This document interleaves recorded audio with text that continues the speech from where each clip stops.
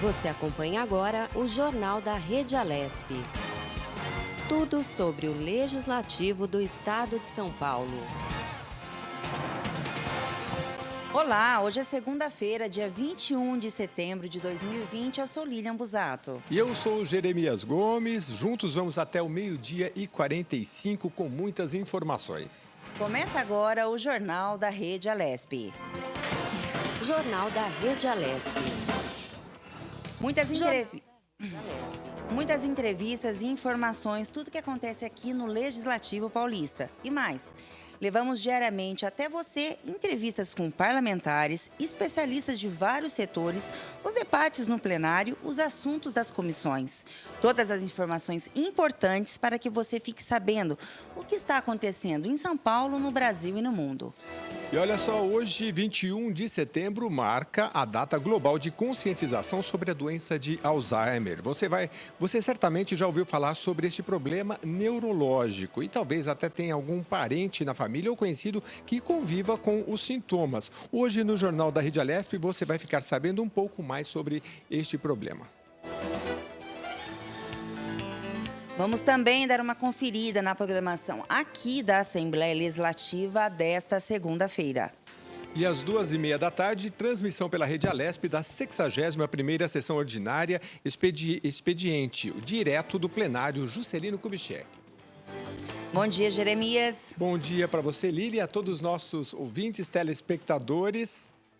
Hoje o nosso jornal muito recheado aqui, olha, eu estava fazendo uma seleção, a gente vai falar sobre emprego, sobre aula, volta às aulas, vamos falar de eleições, né, que é muito importante, tem pauta sobre saúde também, atividade parlamentar com projeto de lei. O jornal está bem recheado com muita informação, Lília. Com certeza, Jeremias, com certeza. E a casa também essa semana está bem movimentada, né, Jeremias? Pois é, os projetos de lei, que, aliás, falando em projeto de lei, quem sempre traz essa notícia é o Sérgio Everton, que parece que já está no ponto aí para falar com a gente. É isso, Sérgio? Com certeza, agora a gente vai dar um giro de Skype. Nosso colega aí, Sérgio Everton, está no ar. Sérgio, bom dia, tudo bem?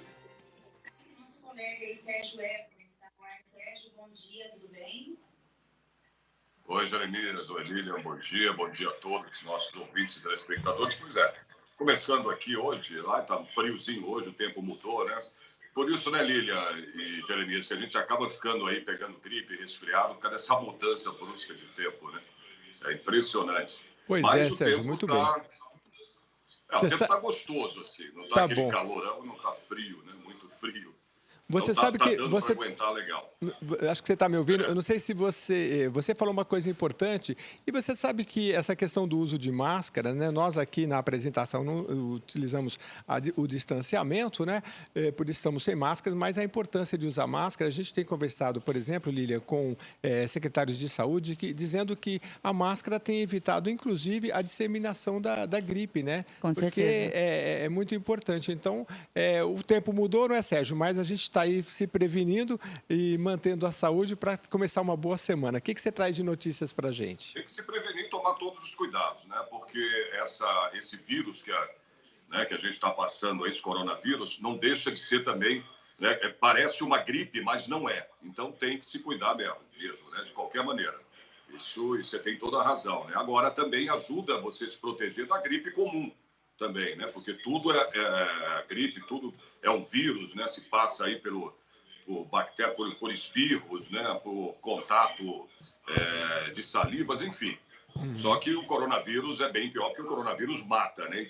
A gente tem visto aí, né, durante todo esse tempo o que tem acontecido, né? Porque as aglomerações, principalmente, acaba aí contaminando muitas pessoas, né? Não só no Brasil, como no mundo inteiro. Mas vamos lá, vamos às notícias aqui. Eu vou falar de sexta-feira, né? Que foi o plenário, vocês citaram aí. Hoje tem o plenário no Juscelino Kubitschek, né? A partir das 14h30, como vocês já avisaram, né, o nosso telespectador. Eu vou falar de sexta-feira. A Assembleia Legislativa, sexta-feira, recebeu, né, a visita do secretário nacional de Segurança, né, Pública de São Paulo, o coronel Carlos Renato Machado Paim, né, foi recebido pelo nosso presidente, Cauê Macris.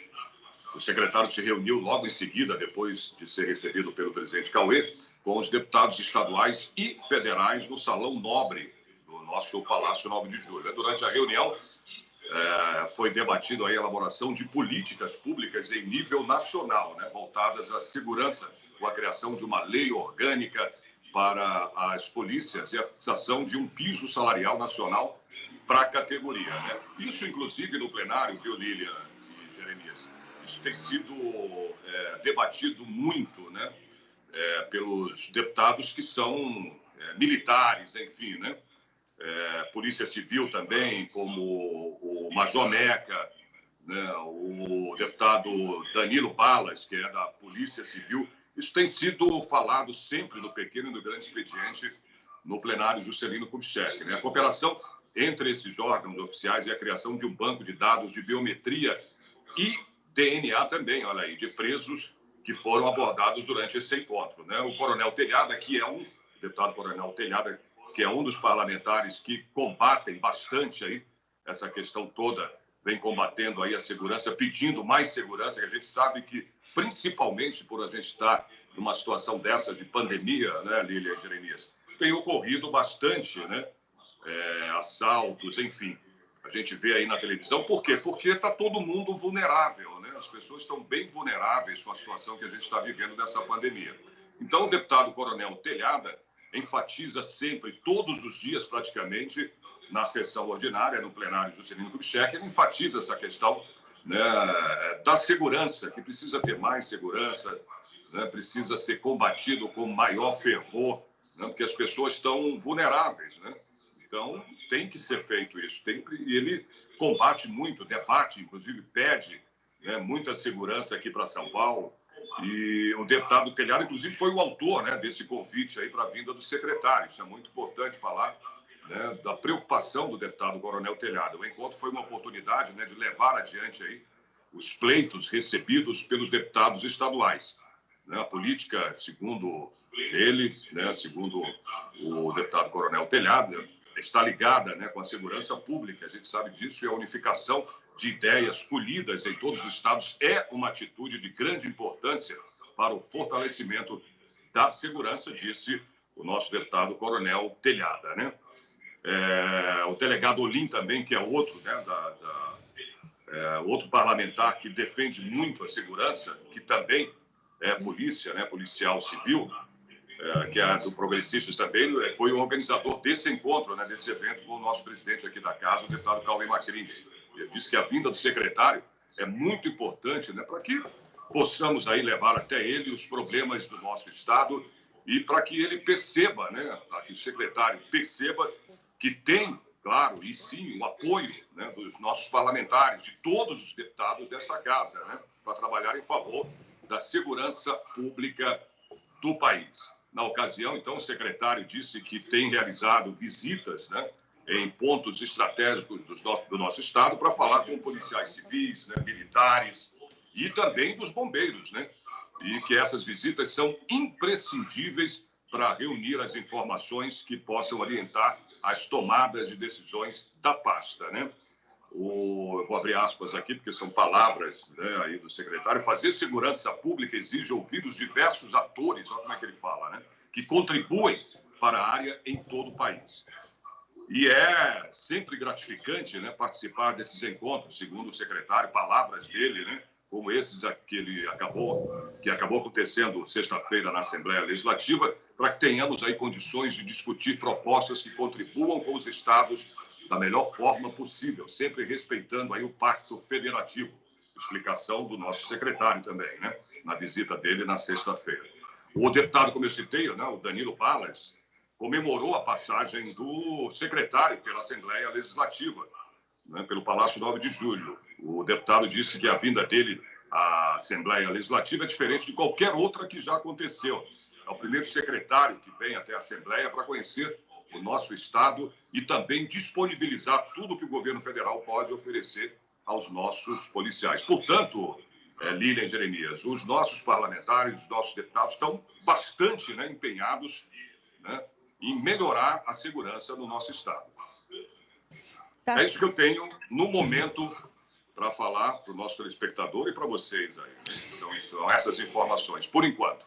Tá certo, Sérgio. Muito obrigado aí por ter passado as informações pra gente. E quem sabe a gente não volta hoje falar com você novamente. Ok. Obrigada, Perfeito. Sérgio. Tenha um bom dia. Imagina, bom trabalho aí para vocês. E agora o Jornal da Rede Alesp começa com nossas entrevistas, né? E vamos conversar agora com Gustavo Henrique Moscan da Silva. Ele é advogado especialista em direito penal e nos fala sobre injúria racial. Bom dia, doutor Gustavo. Seja muito bem-vindo ao Jornal da Rede Alesp. Pela oportunidade. Alô, doutor Gustavo? Alô, estão me ouvindo? Vamos ver Sim, se ele sim. nos acompanha. Muito Isso. bem. Bom dia, doutor Gustavo. É Jeremias falando. Tudo bem com o senhor? Bom dia, Jeremias. Tudo bem? Eu agradeço pela oportunidade que vocês estão me dando. A gente que agradece. Doutor, com esse caso aí do jogador Neymar, né, veio à tona novamente essa questão aí da injúria racial, do racismo, né? E a gente aqui no Parlamento Paulista é um tema que se debate muito, tem órgãos especializados aqui para tratar do tema. Eu queria que o senhor começasse essa nossa entrevista falando sobre a diferença, né, da injúria racial e do racismo, por favor. Bom, a injúria racial é quando o agente ele usa através de xingamentos, ofendendo a vítima, usando em relação, envolvendo a raça, cor, etnia, religião ou origem da vítima. Só que ela só utiliza de xingamentos, ela não segrega ou incentiva a segregação da vítima.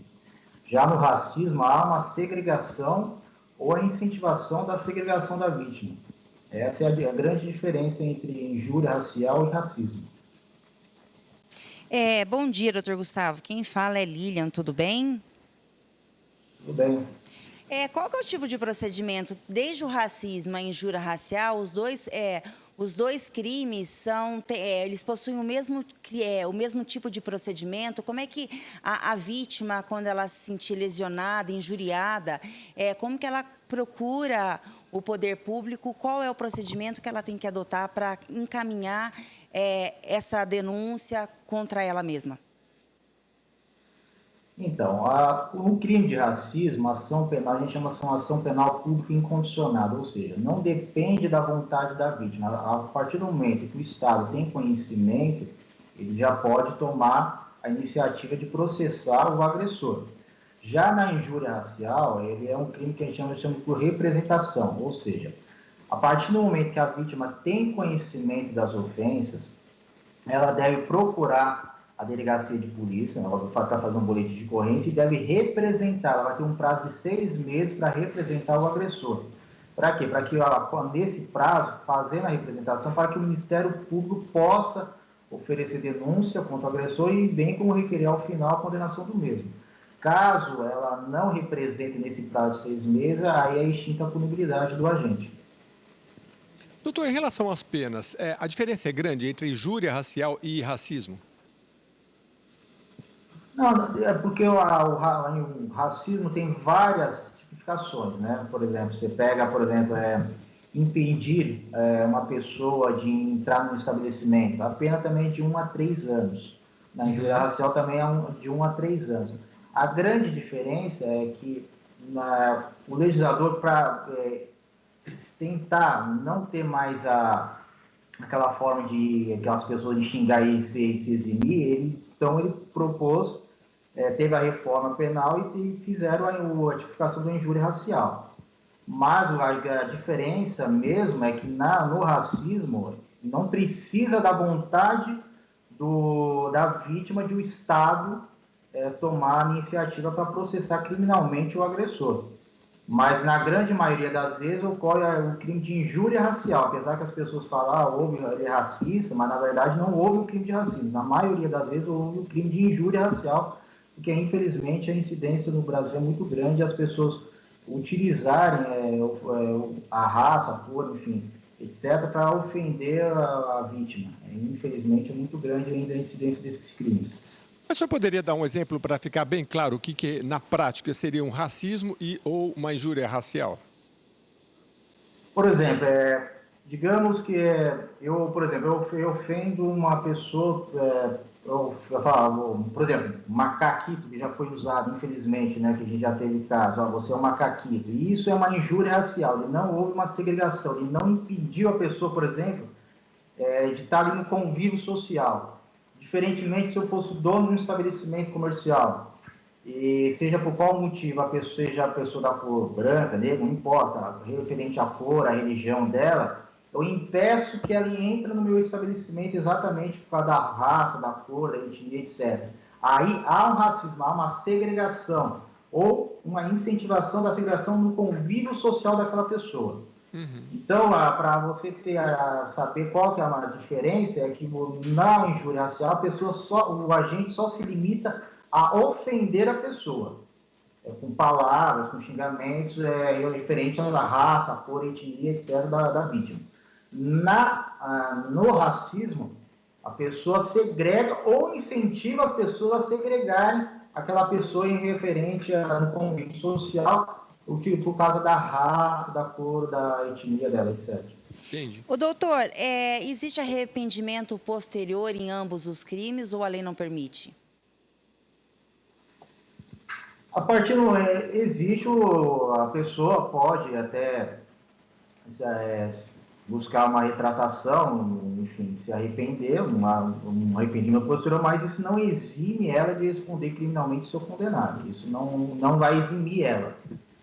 A partir do momento que a vítima tem o conhecimento, a partir do momento que ela tem o conhecimento, se sente ofendido e faz, como eu falei, o boletim de ocorrência, faz a representação, o agressor irá responder normalmente, criminalmente, e com certeza irá ser condenado pelos seus atos. Isso não exime ela em hipótese de maneira nenhuma, ou falar que numa discussão, enfim, ou era uma brincadeira, isso. A partir do momento que a vítima teve o conhecimento, já está caracterizado o crime, o agressor vai responder criminalmente normalmente. Doutor, para o telespectador que está nos assistindo, a gente poderia então levar em consideração que quando a gente fala em injúria racial, a gente fala da honra subjetiva do indivíduo. E no racismo, a honra objetiva, seria uma... para esclarecer mais, seria uma honra objetiva no racismo, que é uma coletividade de pessoas, e uma honra subjetiva quando a gente fala em injúria racial, porque vai direto num indivíduo determinado? Não significa exatamente isso. Todo mundo questiona, porque as pessoas confundem muito, né? Qual que é a diferença em injúria e racismo. O que você, por exemplo, existe o crime de racismo, por exemplo, impedir o acesso de hospedagem em estabelecimento, está lá na lei de racismo. Ou seja, toda vez que você vê alguém impedindo, ou seja, segregando aquela pessoa por causa do convívio ali, do local ali, por causa da raça dela, da cor, ou impedir a entrar no estabelecimento, ou ficar lá, eu não vou fazer um trabalho, ou impedir a pessoa de entrar em qualquer, conviver ali socialmente, por causa da cor dela, da raça dela, segregar ela, aí já há o racismo. Independentemente se for na coletividade ou se for aquela pessoa específica. Na injúria, ela se limita só a ofender a pessoa, ela não segrega, a pessoa apontar o convívio social ali no meio, mas ela ofende. Foi o que aconteceu, por exemplo, que está sendo discutido ainda no caso do Neymar. Não houve ali uma segregação do Neymar, o Neymar estava jogando normalmente, mas ele foi ofendido, em tese, por ele ser da cor negra, ter sido chamado de macaco, né, que foi em tese que ele estava sendo acusando o outro jogador.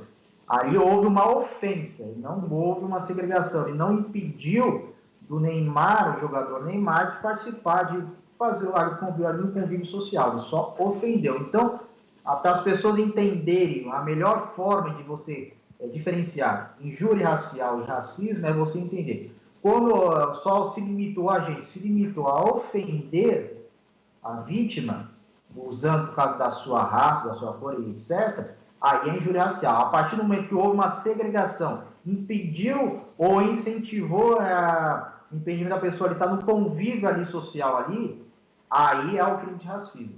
Pode ser de uma forma coletiva ou individual, mas aí não há nenhum problema. A melhor diferença para você entender é que quando você houve xingamento ou houve uma segregação. Se houve só xingamento, é injúria racial. Se houve uma segregação ou incentivou a segregação da vítima ali no convívio social, aí está caracterizado o crime de racismo. Doutor, e isso não se confunde porque, por exemplo, nas mídias sociais, quando você fala injúria, enfim, esses crimes, quando eles são publicizados, né? E você, hoje em dia, com rede social, você amplifica muito isso, né? Como é que a justiça analisa isso? Porque uma coisa é a pessoa, uma agressão verbal, como o senhor citou, entre duas pessoas. Outra coisa é a pessoa chegar na internet e também, ainda que ela ofenda uma só pessoa, uma coletividade muitas vezes se sente ofendida. Como é que é tratado isso? Da mesma forma, a injúria racial, o racismo, não importa, a partir do momento que a vítima tem um conhecimento, a partir do momento que a vítima, somente na injúria racial, melhor dizendo, né? Uhum. A partir do momento que ela teve o conhecimento, já está apresado o crime. Pode ser verbalmente, pode ser por telefone, pode ser por carta, e-mail ou nas redes sociais, que é o mais comum hoje, na verdade, né? Nas redes sociais cresceu muito. As pessoas acham que a internet é terra de ninguém, não é verdade, muito pelo contrário. As pessoas muitas vezes praticam ofensas contra uma pessoa, seja por qual motivo for, envolvendo a sua raça, a sua cor, a sua religião. Há uma injúria racial, já está caracterizada a injúria racial, independentemente do meio que foi utilizado. A partir do momento que a vítima teve esse conhecimento, ela já sabe.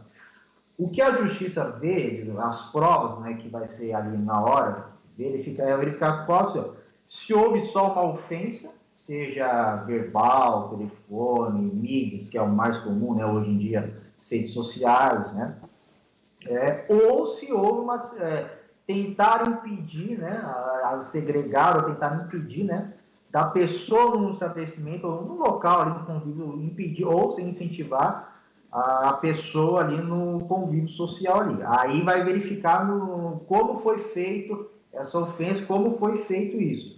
Mas no meio que foi utilizado, já não tem, para a justiça não tem problema.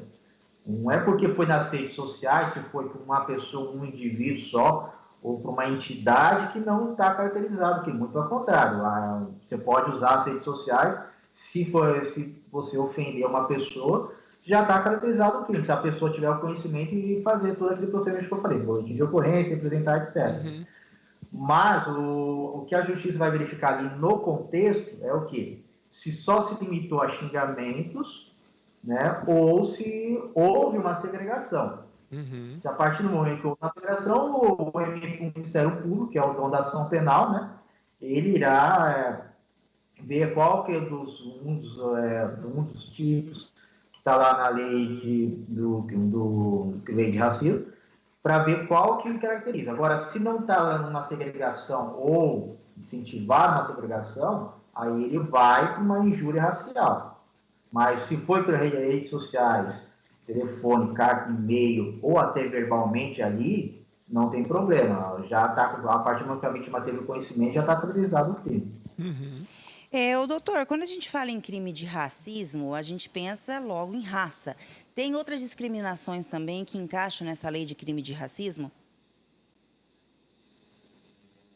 Tudo que a gente pensa que na verdade, as pessoas falam racismo, a pessoa só, logicamente, porque infelizmente, né, o mais comum é relação com a cor negra. Mas não, por exemplo, da cor branca, pode ser relação à religião, procedência nacional, né, que ele fala, a etnia.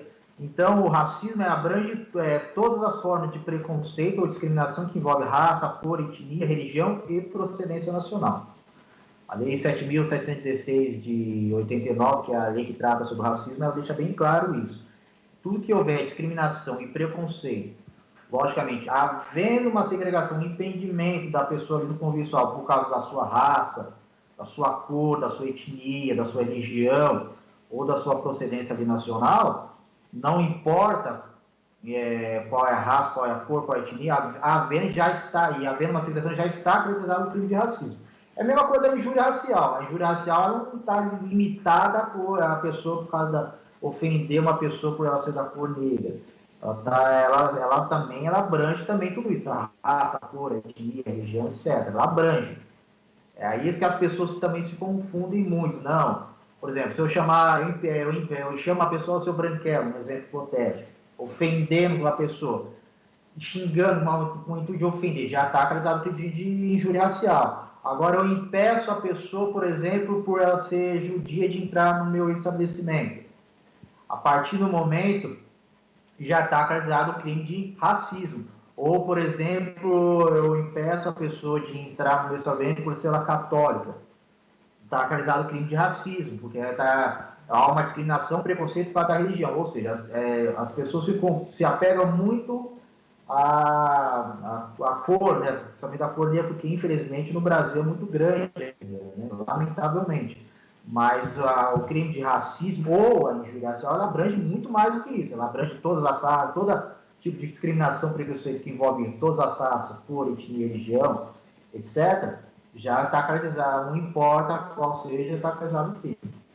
Ô, doutor, o senhor acabou de falar, né? Vamos ver se a gente entendeu. Injúria racial, que é o crime que é acoplado dentro do Código Penal da parte especial, ele é de ação penal pública condicionada à representação. E o racismo é uma ação penal pública incondicionada. E sobre a prescrição, a gente sabe que dentro do ordenamento jurídico existe prescrição para determinados crimes. O racismo e a injúria real, eles possuem prescrição? Prescreve depois de um determinado tempo ou não? No racismo, ele é imprescritível. No racismo, ele é imprescritível, isso é indiscutível. Agora, na injúria racial, ele já é prescritível. Apesar que o STJ entendeu há pouco tempo que ele é imprescritível, ainda há uma discussão jurídica no qual eu entendo que ele é prescritível. Que ele não está... A nossa Constituição deixou bem claro que é imprescritível ao racismo. Racismo, sim, é imprescritível. A injúria racial, não. Por isso, só para você ter uma ideia, lógico, né, não está envolvendo na prescrição, mas no racismo, por exemplo, a forma do Estado agir é muito maior, é mais pesada do que da injúria racial.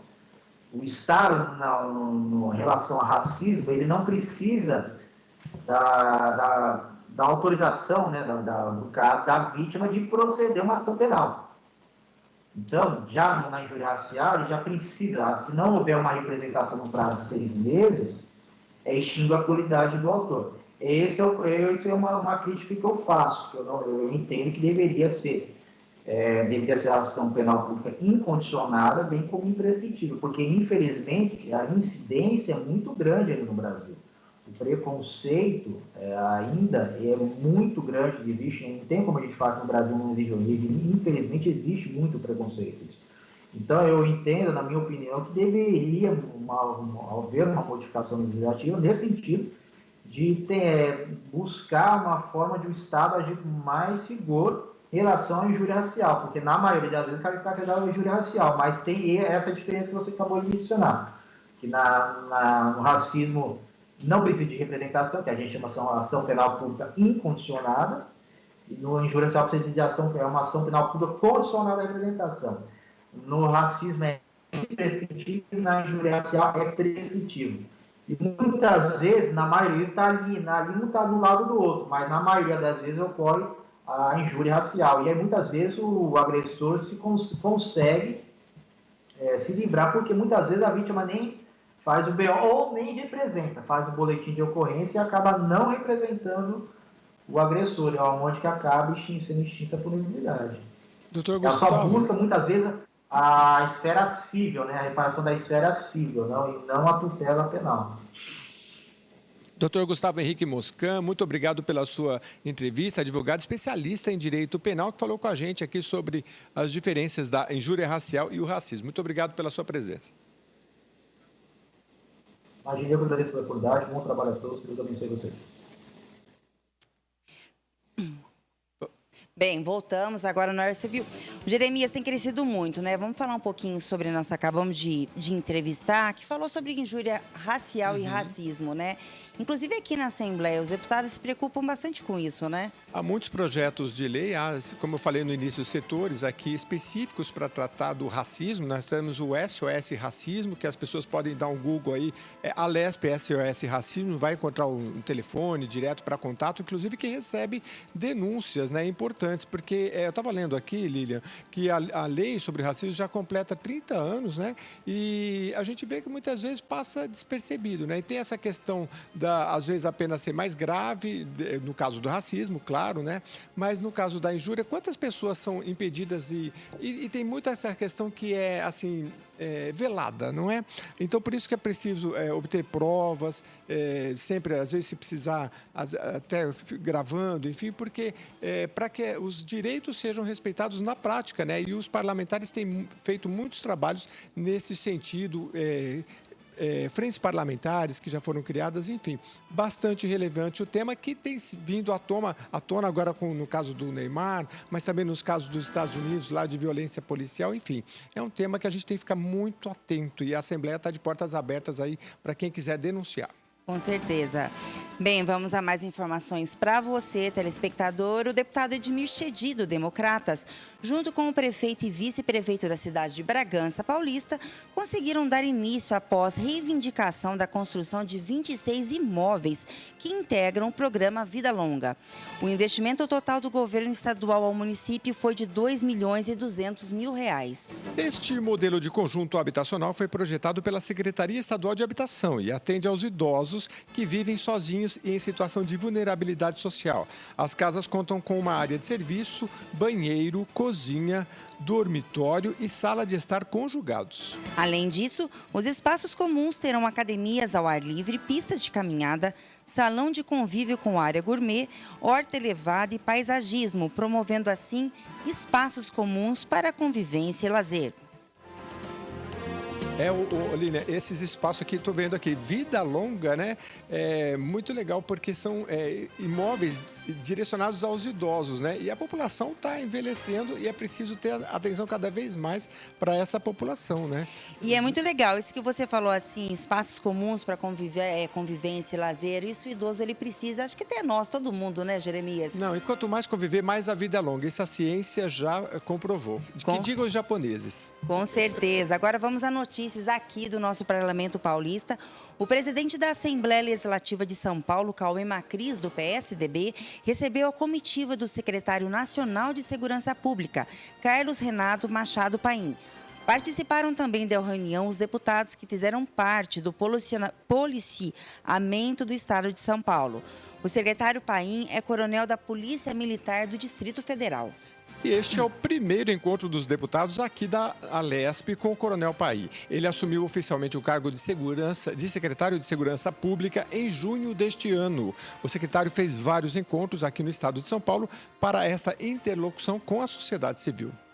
Fazer segurança pública exige ouvir, né, os diversos atores que contribuem para a paz no país.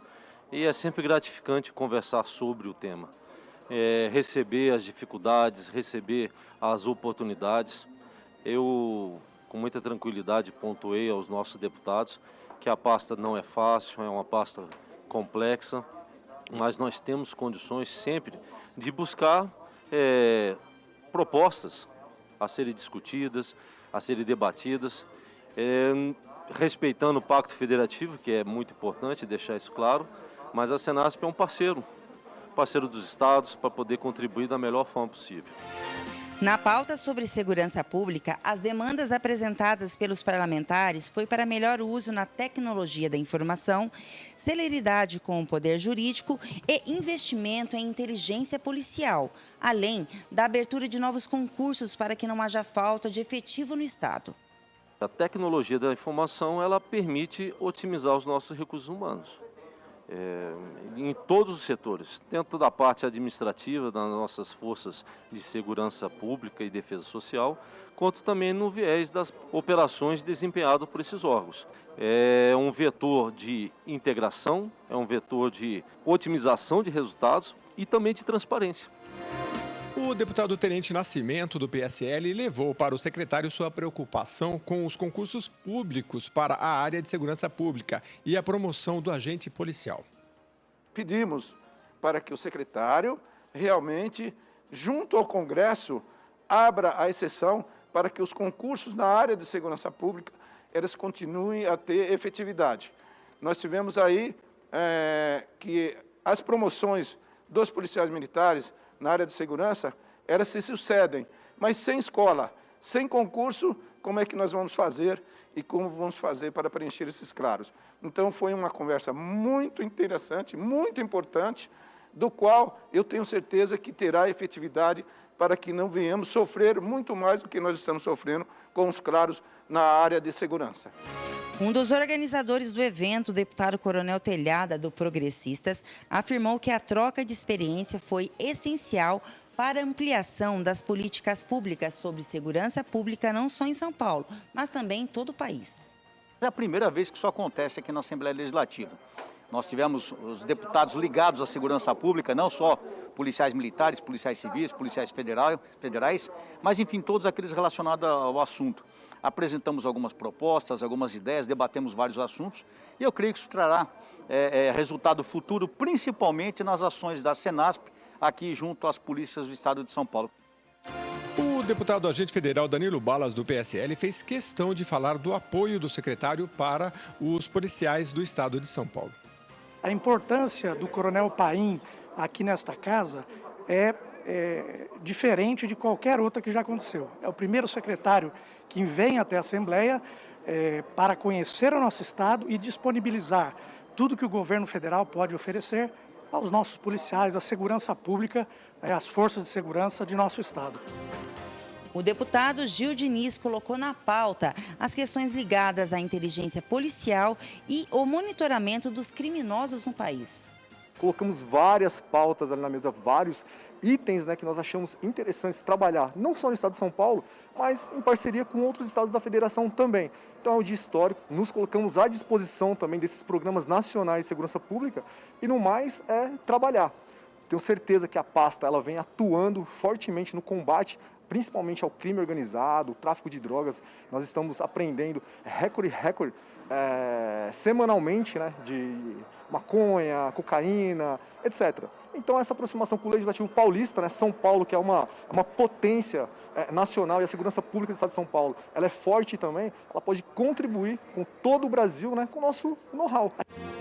O deputado federal por São Paulo, Guilherme Derrite, do Progressistas, disse que o diálogo com o Coronel Paim é primordial para o avanço das políticas sobre segurança pública e isso vem fortalecer os estados. Foi uma honra poder acompanhar e trazer o secretário nacional de Segurança Pública para o nosso estado de São Paulo, visitando as unidades que trabalham diretamente com segurança pública e oferecem esse serviço à população, Polícia Militar, Bombeiro, Polícia Civil, e não poderíamos deixar de visitar a Casa Legislativa aqui do estado de São Paulo, Assembleia, e conversar com os parlamentares que representam a segurança pública aqui. Então, creio que foi um bate-papo muito produtivo e frutos renderão não só para São Paulo, mas para todo o Brasil. O secretário nacional de Segurança Pública, o Coronel Paim, fez questão de ressaltar o comprometimento da pasta em ouvir os legisladores e gestores públicos. O fator implícito nessa palavra tão importante, gestão, é determinante para o país. Boas escolhas, reunir informações para tomadas de decisões, levar em consideração os efeitos futuros, mas muita responsabilidade com o orçamento público. Nós brasileiros temos que ter essa premissa como determinante nas nossas ações, essa responsabilidade. E temos um orçamento que precisa ser aproveitado da melhor forma possível. Bem, o Jornal da Rede Alesp agora com informações de utilidade pública para você. Nos últimos 5 anos, aumentou em cerca de 3 milhões o número de pessoas sem acesso regular à alimentação básica no Brasil. Os dados coletados entre 2017 e 2018 são da pesquisa de orçamentos familiares divulgada pelo IBGE. Depois de mais de uma década em declínio, a fome voltou a crescer e atingiu 10,3 milhões de pessoas 5% da população brasileira. O levantamento também aponta aumento de 36,7% no número de famílias brasileiras que viviam com algum nível de insegurança alimentar na penúltima pesquisa realizada em 2013. O estudo mostrou ainda que a fome é mais relevante nas áreas rurais e que quase metade dos famintos vive na região nordeste do Brasil. O Poupa Tempo promove hoje, dia 21 e amanhã, dia 22, o 6º mutirão do RG. Desta vez são os postos de Aguaí, Andradina, Assis, Avaré, Dracena, Itapeva, Jacareí, Lins, Penápolis, Pindamonhangaba, Registro e Tupã, que oferecem mais de 1.500 vagas para quem precisar solicitar a primeira ou a segunda via do documento de identificação. O agendamento de horário e data é obrigatório para realizar o serviço e está disponível no portal poupatempo.spe.gov.br ou aplicativo Poupa Tempo Digital.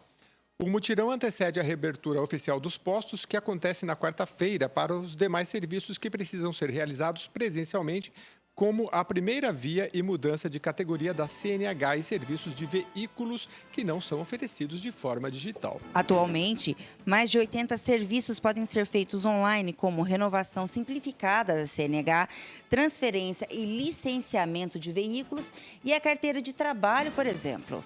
Menores de 16 anos devem estar acompanhados por um dos pais ou o responsável legal, portando um documento de identificação oficial com foto. Caso não possa comparecer, o responsável deve assinar uma autorização para ser apresentada no ato do atendimento, junto com o documento de identificação do responsável com a mesma assinatura.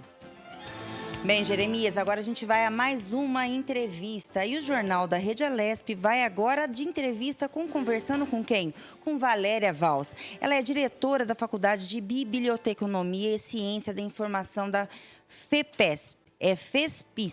Ela nos fala a gestão do conhecimento das organizações.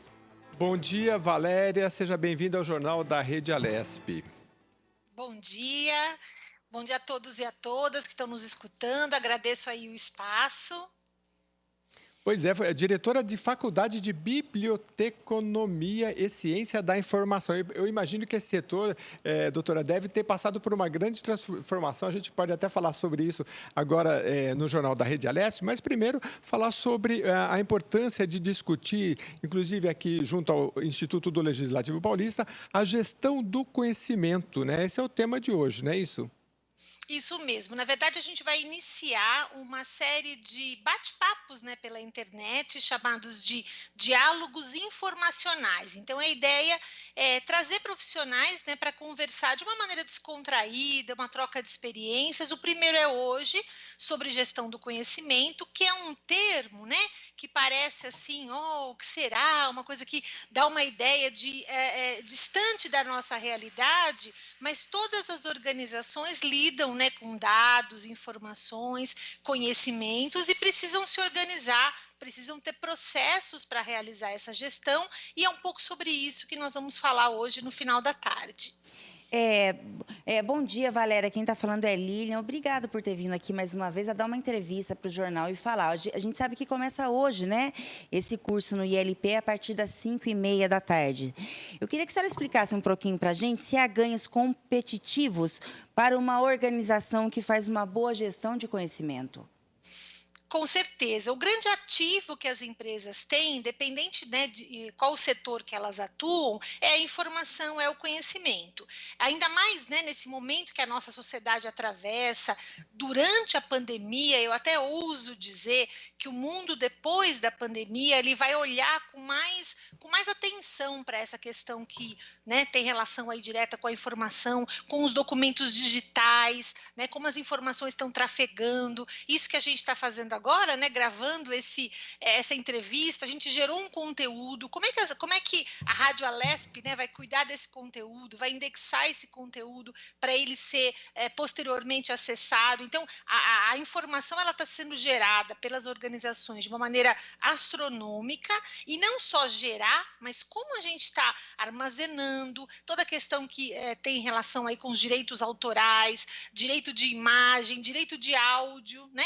Eu falo uma coisa depois aqui para vocês na Rádio Alesp. Amanhã ou depois eu me arrependo, eu vou ter direito, né, ao esquecimento, o que eu digo está gravado. Então, eu diria que a gestão da informação, a gestão do conhecimento é um tema muito relevante para as organizações e no momento em que a nossa sociedade está, e nesse momento que nós estamos atravessando, certamente vai ter um olhar diferenciado. Por isso, a relevância do Diálogos Informacionais que começa hoje. O pessoal do ILP foi muito visionário, né, iniciando esse ciclo de debates, especialmente agora, nesse momento em que a informação e o conhecimento são tão relevantes. Pois é, a senhora falou aí, informação e conhecimento, coisas distintas, porque o conhecimento ele vem depois e a informação a gente tem demais. Mas eu queria que a senhora desse algum exemplo prático, porque como uma empresa, ela sabe que o conhecimento vem de todo lugar. Vem dos colaboradores internos, da concorrência, da legislação, que tem que ficar atento. E aí é muito conhecimento. Como é que a gente, como uma empresa, um gestor, seja público ou privado, tem que partir de que princípio, né? Tem que ter o foco, por exemplo, se a minha empresa se eu vendo pizza, eu tenho que esclarecer para os meus funcionários, meus concorrentes, todo mundo ficar atento à legislação, tudo, para a gente vender a melhor pizza, como entregar mais rápido. É por aí, doutora? Como é que tem que manter o foco para não se perder em tanta informação? Perfeito. A gestão do conhecimento é uma sequência de processos, né? Um dos processos, esse que você citou, é a seleção. Eu não preciso de tudo, eu preciso saber o que eu preciso, né? Então, selecionar a informação estratégica, a informação que é relevante para o meu negócio. Então, estamos falando de pizzaria, né? A informação que eu tenho dos meus fornecedores, que tipo de matéria-prima eu estou comprando, se os meus fornecedores são fornecedores fidedignos, né? Se eu posso confiar no produto que eu estou recebendo, o que a minha concorrência está fazendo, como é que meu cliente, né? O que o meu cliente está falando, por exemplo, nas redes sociais sobre o meu produto. Então, selecionar a informação, selecionar conhecimento é a primeira etapa, mas não basta selecionar. Eu tenho que selecionar, eu tenho que organizar, eu tenho que utilizar. Enfim, a gestão do conhecimento, né, vamos dizer assim, o conceito é um encadeamento de processos, né, que tem o grande objetivo da gente tomar decisão. A gente não gerencia informação e conhecimento para ficar entesourado, né, que é um termo que se usa na área. A gente gerencia informação e conhecimento para tomar decisões acertadas. Então, cada negócio, seja a pizzaria do nosso bairro, seja, né, um grande hospital ou uma área pública ou privada, uma organização pública ou privada, ela precisa identificar quais são as informações e conhecimentos importantes para o seu negócio e ter gente para gerenciar isso. Então, eu acho que é um mercado em expansão que está exigindo cada vez mais profissionais capacitados, profissionais de todas as áreas, inclusive bibliotecários. Pois é, bibliotecário é bem interessante. Eu queria que a senhora falasse um pouquinho também sobre o setor público, porque quando a gente fala em gerir informação, eu acho que o desafio no setor público é muito grande, né? E até porque a gestão vai mudando, né? Às vezes quem está à frente muda o prefeito, muda o vereador, enfim, né? Como é que é desse desafio? E a senhora tem visto, seja no executivo, no legislativo, no judiciário, bons exemplos, assim, ou talvez com a colaboração da iniciativa privada, para que esse conhecimento não se perca? Com certeza. Eu acho que a grande questão, né, no que se refere à questão pública, é políticas públicas, né?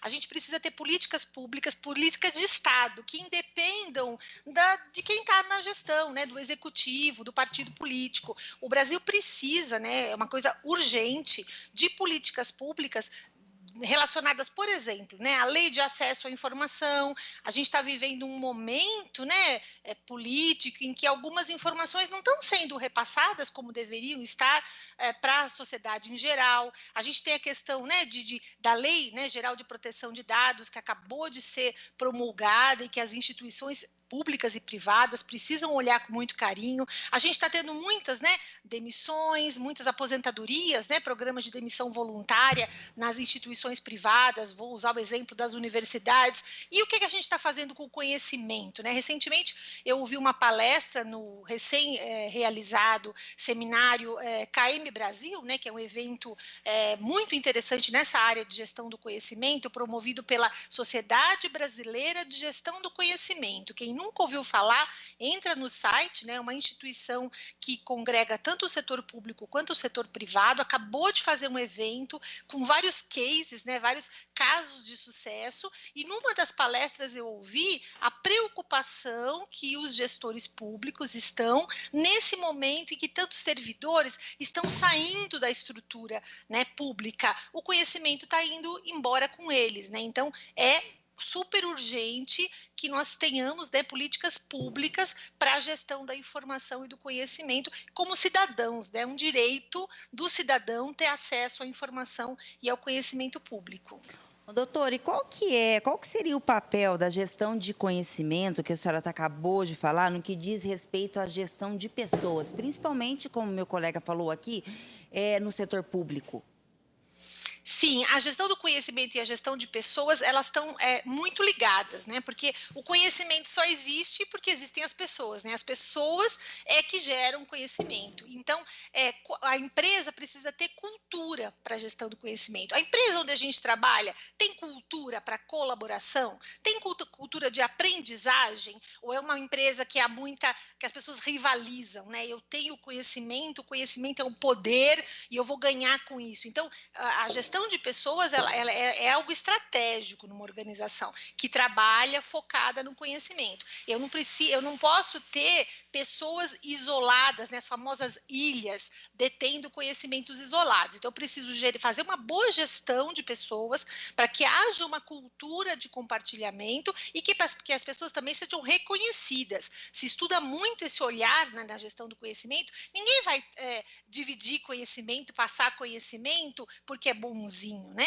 É importante a gente perceber que as pessoas, os colaboradores, têm que estar motivados a divulgar o que eles sabem e aprender, né? Conhecimento é uma troca. Eu ensino o que eu sei, eu aprendo com o que você sabe. Então, a questão de gestão de pessoas é estratégica. Muitas empresas não investem como deveriam investir em gestão de pessoas, no desenvolvimento de competências, na retenção de pessoas, né? Então, você tem um colaborador que faz uma atividade, essa atividade é crítica para a organização, você perde esse colaborador, seja por aposentadoria, seja por ir, né, para uma outra empresa. Então, a gestão de pessoas é algo estratégico e caminha com a gestão do conhecimento. Ô, Valéria, você é diretora, né, da Faculdade de Biblioteconomia. Você acabou de falar que gestão de conhecimento ela é muito importante. A senhora acha que dentro do setor público, os governantes, os gestores já têm essa consciência que a gestão de conhecimento é muito importante? Está começando a andar junto com o setor privado ou ainda tem uma distância muito grande entre eles? E só fazer uma retificação, a gente acabou de ter uma mudança organizacional na FESP, eu sou coordenadora de curso de biblioteconomia, tá? E aí, só respondendo a tua pergunta, sim, a área pública, é importante você tocar nesse ponto. A área pública tem muitas experiências relevantes em relação à gestão do conhecimento. Lembra esse congresso que eu acabei de falar, né, que aconteceu? Eu assisti uma palestra de um bombeiro de Alagoas, né, um servidor da Polícia Militar lá do estado de Alagoas, falando, né, sobre todos os processos implantados na corporação dele para fazer gestão do conhecimento. Então, as empresas públicas, especialmente nas empresas públicas aí pioneiras, arrojadas, têm sim, né, projetos de gestão do conhecimento, e a empresa pública tem uma vantagem, né? De forma geral, os colaboradores na empresa pública, eles têm uma vida, né, profissional, ou seja, eles têm um tempo nas organizações maior do que na empresa privada, né? A rotatividade na área pública costuma ser menor. Então, esse é um ganho, né? Então, a empresa pública, ela tem um ambiente propício para implantar a gestão do conhecimento e não o contrário, né? A empresa privada, às vezes, tem um ambiente mais incerto. Então, é importante que os gestores públicos examinem com carinho, né? Inclusive, existe um congresso que é realizado lá em Brasília só sobre gestão do conhecimento na área pública. Quem se interessou pelo tema, fica essa dica, né, de se aproximar mais da Sociedade Brasileira de Gestão do Conhecimento, que inclusive tem muitas experiências de sucesso na área pública. Vale a pena olhar aí com atenção. Valéria, A gente sabe que o motor do país das indústrias é a pequena e média empresa, tem uma representatividade muito grande. Esse pequeno e médio empreendedor, como é que ele pode fazer a gestão do conhecimento? Porque ele pode pensar, isso é só para grandes empresas, né? Dá para fazer uma coisa simples? Com certeza. Olha, excelente a tua lembrança. Até vou indicar, né, o Sebrae, que é o serviço, né, de apoio às pequenas e médias empresas, tem uma cartilha, inclusive em formato de gibi, que é muito interessante, é um conteúdo que a gente acessa fácil na internet, que explica justamente como uma empresa pequena, né, pode implantar a gestão do conhecimento. E aí não precisa falar implantar a gestão do conhecimento, mas ter práticas, né, de retenção. Normalmente a empresa, tudo está na cabeça do empreendedor, né, de quem criou o negócio. Então, eles dão nessa cartilha dicas como realizar reuniões, como registrar, né, contar a história do negócio, ter registros, né, do dia a dia daquela pequena empresa. Então, fica a dica no Sebrae, né, no site do Sebrae, existem excelentes conteúdos para que as empresas pequenas, né, que estão nascendo agora, a gente viu recentemente na TV, né, várias empresas da área de tecnologias, startups, estão crescendo nesse momento de pandemia, então cresçam já no bom caminho, né, cresçam pensando em incorporar no seu dia a dia processos para gerenciar a informação, porque a informação está em todo lugar, né, ela está no nosso celular, ela está no WhatsApp, ela está no e-mail, ela está nos áudios que a gente gera. As pequenas empresas precisam olhar com carinho para que isso não se perca e fique muito concentrado em uma ou duas pessoas, porque as pessoas podem não estar mais lá e o negócio muitas vezes está, né? Então, a grande questão da gestão do conhecimento é fazer com que a empresa aprenda. Às vezes dói o ouvido a gente ouvir isso, né? A empresa aprende quando ela passa a reter um pouco da informação e do conhecimento que está nas pessoas. Então, esses processos são aplicáveis à pequena empresa e, obviamente, né, aplicáveis às grandes empresas. Ô Valéria, você é doutora, né, em ciências da comunicação. Vamos falar um pouquinho de comunicação, porque muitos especialistas, eles afirmam que a comunicação não é o que você ouve, mas é o que você entende. Isso tem sentido? Com certeza, com certeza. Por isso, né, a importância de você desenvolver as competências, né, do colaborador. Porque hoje você está, né, colocando as pessoas aí em contato com uma quantidade excessiva de informação. E aí tem um outro tema, né, que daria até uma outra entrevista, a questão das fake news, né, da infodemia que a gente está vivendo. O que é a infodemia? A gente está hoje vivendo uma quantidade excessiva de informações sobre um tema específico, né, que é, claro, a Covid-19. Então, você tem hoje uma quantidade excessiva de informação sendo colocada à disposição das pessoas e muitas vezes as pessoas não têm, né, senso crítico, conhecimento para absorver essa informação da maneira correta. Então, como você disse, né, aquele exemplo clássico, né, que a informação, alguém libera essa mensagem, mas ela só vai fazer sentido quando a pessoa receber aquela mensagem e, como a gente diz, né, no coloquial, cair a ficha, né? Quando aquilo conecta com aquilo que você sabe e você passa, puxa, agora eu entendi. Aí a importância, né, da educação, da gente preparar as crianças e os jovens para esse mundo digital, para que eles entendam que nem tudo que está na internet é verdade, né? O Brasil precisa urgentemente de políticas públicas também relacionadas à competência informacional. A gente precisa preparar os futuros cidadãos para não consumir informação sem senso crítico. Isso tem que ser ensinado na escola, nas bibliotecas escolares, né? Os gestores públicos precisam olhar com muito carinho, né, para que a gente prepare uma geração aí de cidadãos conscientes e não manipuláveis. Ô Valéria, é muito interessante toda a sua fala e você sabe que essa intervenção da Lília, ela falou assim que a gente, em comunicação, não é o que você fala, mas o que você entende. Eu lembrei muito da minha mãe, que ela falava assim, você entendeu? Eu falava, entendi. Ela fala, então repete. Aí é que são elas, né? E é o fato que até quem estuda neurolinguística fala que a gente tem que repetir, entendeu? Então repete, que daí a gente acha que entendeu, o outro acha que falou, mas a gente às vezes não corresponde. Essa questão que você falou da quantidade de informações, eu queria falar um pouquinho sobre foco, né? Porque a gente recebe muitas informações, tem o Big Data hoje, que as pessoas trabalham com muitas informações, mas existe a questão do foco Porque aquele exemplo que a gente deu no início. Se eu tenho uma pizzaria, por exemplo, aí vem uma pessoa, olha, agora as coxinhas são vendidas muito bem assim, dessa forma. Então, assim, a pessoa entra numa modinha e não é o foco da empresa, né? Queria que você falasse um pouco de manter o foco dentro da gestão do conhecimento. Perfeito. Eu acho que a gente pode manter o foco tanto sob o ponto de vista individual, né, quanto organizacional. Então, nós, como pessoas, a gente tem que falar não, né? Será que eu preciso estar em todas as redes sociais? Será que eu preciso ficar com o celular ligado 24 horas? Será que eu preciso ter aviso do e-mail o tempo todo, né? Sob o ponto de vista neurológico, as pessoas estão ficando doentes, né? Então, lembra daquele processo de seleção que eu falei lá atrás? Nós, como indivíduos, precisamos selecionar. Eu preciso saber tudo? O que eu preciso saber? Que tipo de informação eu preciso receber? Vamos qualificar as fontes? Será que eu preciso ler todos os portais de notícias, assistir todos os telejornais? Ou eu seleciono e foco? É claro que é importante a gente ouvir diferentes opiniões, claro, mas no sentido de triagem. Então, assim como acontece no nível individual, as empresas precisam levar isso também, né? E volto a dizer, o processo de seleção. Eu não preciso tudo, até porque tudo é algo inimaginável com a quantidade de informação que a gente tem. E aí, como disse a sua mãe, sabedoria de mãe, né? Mãe é um exemplo excelente de gestão do conhecimento, né? Porque a mãe está fazendo o quê? É o poder do feedback, né? De você ter certeza que a pessoa entendeu. Isso funciona, né?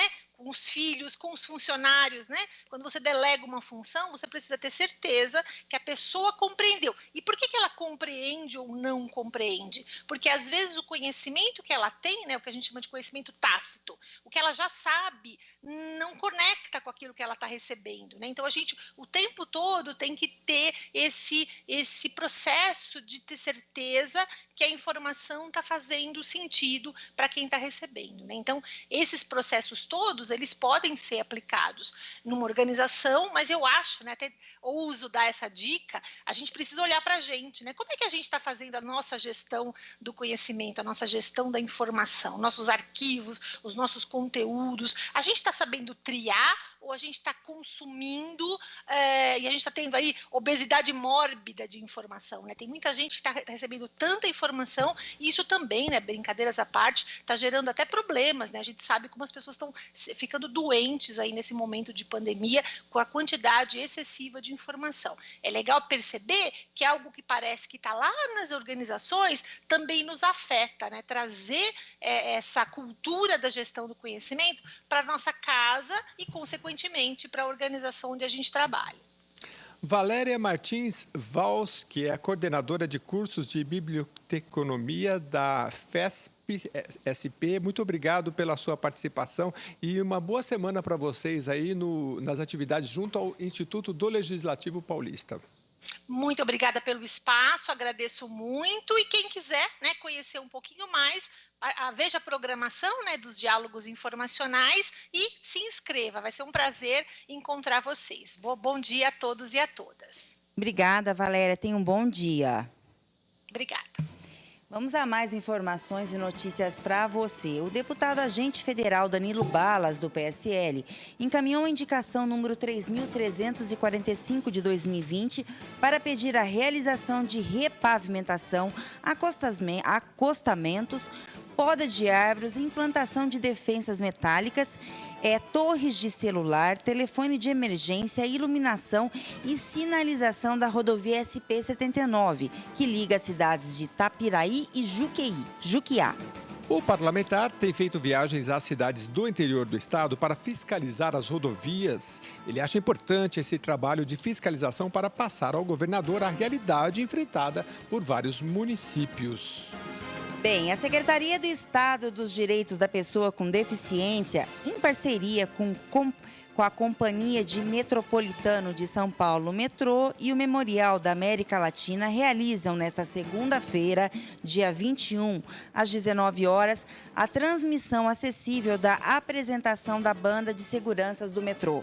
O evento faz parte da celebração do Dia Nacional de Luta da Pessoa com Deficiência. A cerimônia será transmitida via Facebook do Inclusão SP e também do Metrô e contará com a participação do rapper Billy Saga e também da cantora Yara Wonder, além de depoimentos de autoridades políticas e também da sociedade civil. Música é sempre importante, hein, Lília?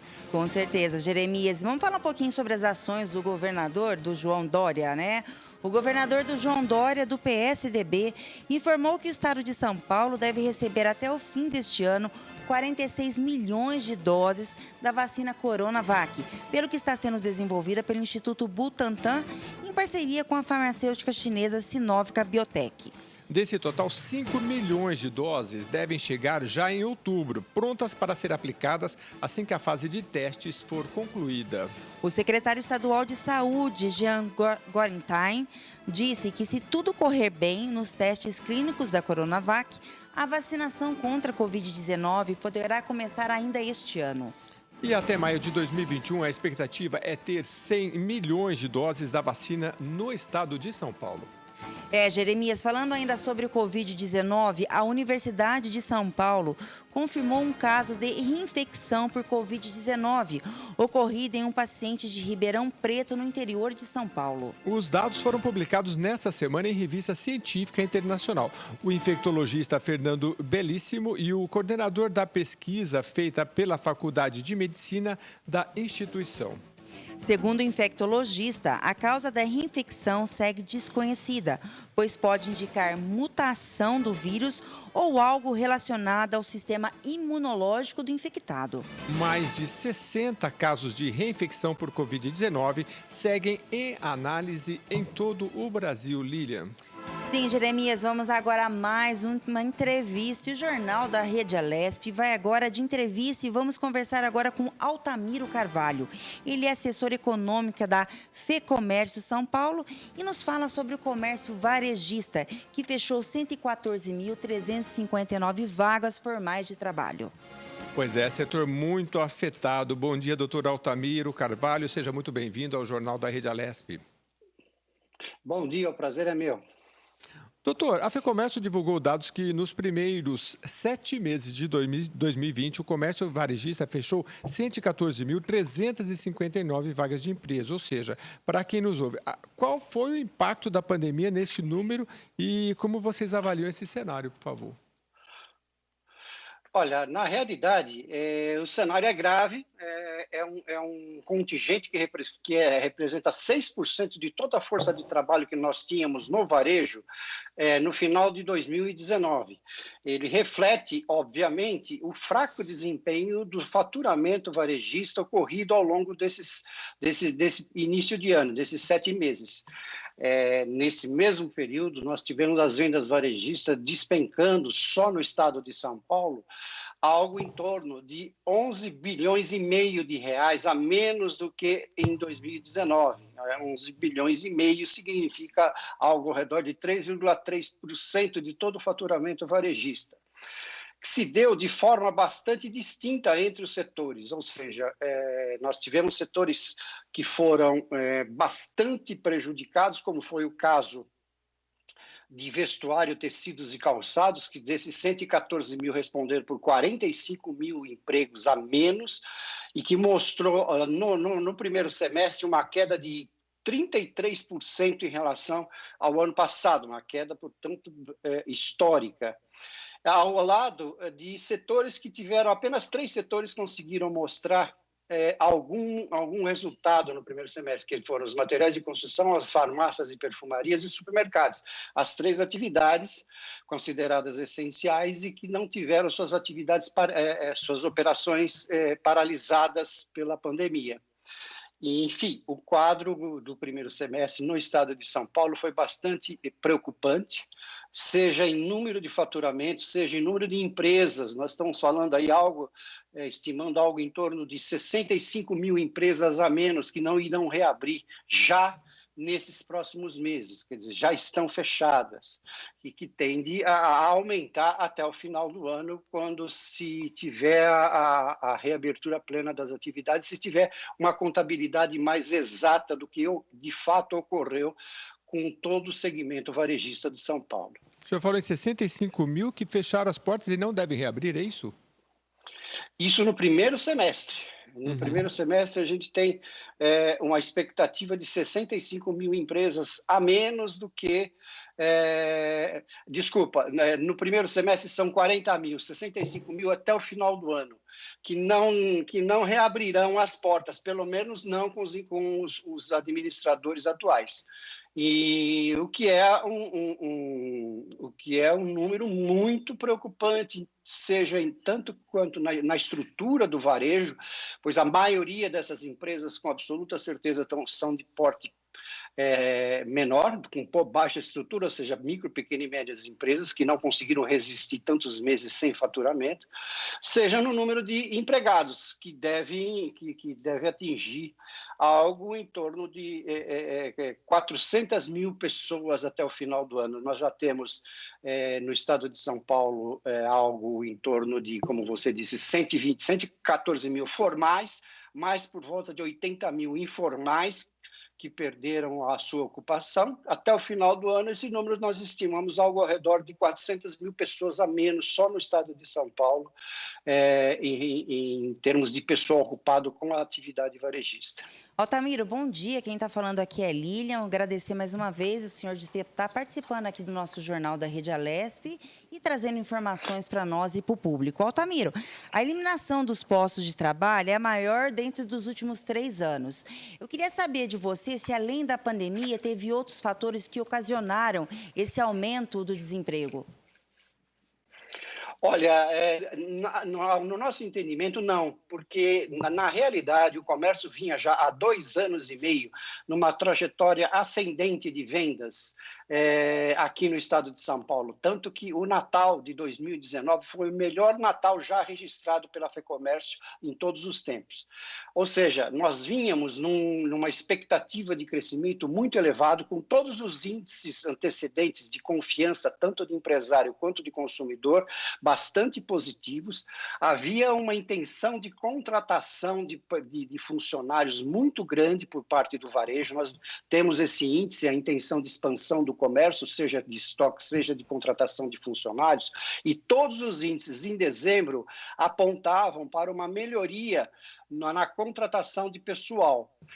Tanto que em janeiro e fevereiro a média de crescimento do varejo paulista, foi pré-pandemia, foi de 7,5% no primeiro bimestre, antes de se decretar a pandemia. Portanto, essa queda deveu-se exclusivamente ao fechamento das atividades, às medidas de restrição de circulação, isolamento social. Todas essas medidas em conjunto foram decisivas para que houvesse uma reversão dessa tendência de aquecimento das vendas que a gente já vinha observando há 2 anos e meio no varejo paulista. E, Altamiro, você disse, né, que o Natal de 2019 ele foi um grande sucesso no comércio varejista. O que vocês esperam para esse ano? Você acha que esse ano, esses 6% que perderam os postos de trabalho, conseguem um serviço temporário no final do ano? Olha, o último trimestre ele é o decisivo para o varejo em todo o Brasil, não apenas em São Paulo. Em São Paulo, em especial, ele é muito forte, o último trimestre. Nós temos alguns fatores que a gente tem que considerar. Primeiro, a redução do auxílio emergencial, que foi decisivo para que houvesse uma mitigação dessa queda. Nós temos o cálculo, quer dizer, o primeiro semestre fechou com uma queda de 3,2%. Não tivesse havido a injeção do auxílio emergencial, essa queda seria de 5,3%. Então, ele é bastante importante. No último trimestre, ele vai ser reduzido à metade.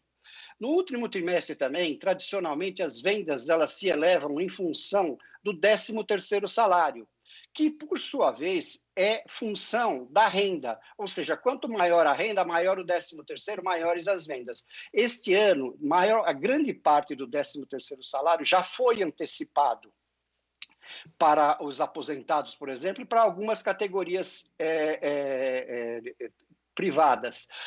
Então, nós temos, atuando negativamente, a redução do auxílio emergencial e a antecipação do 13º com uma renda menor.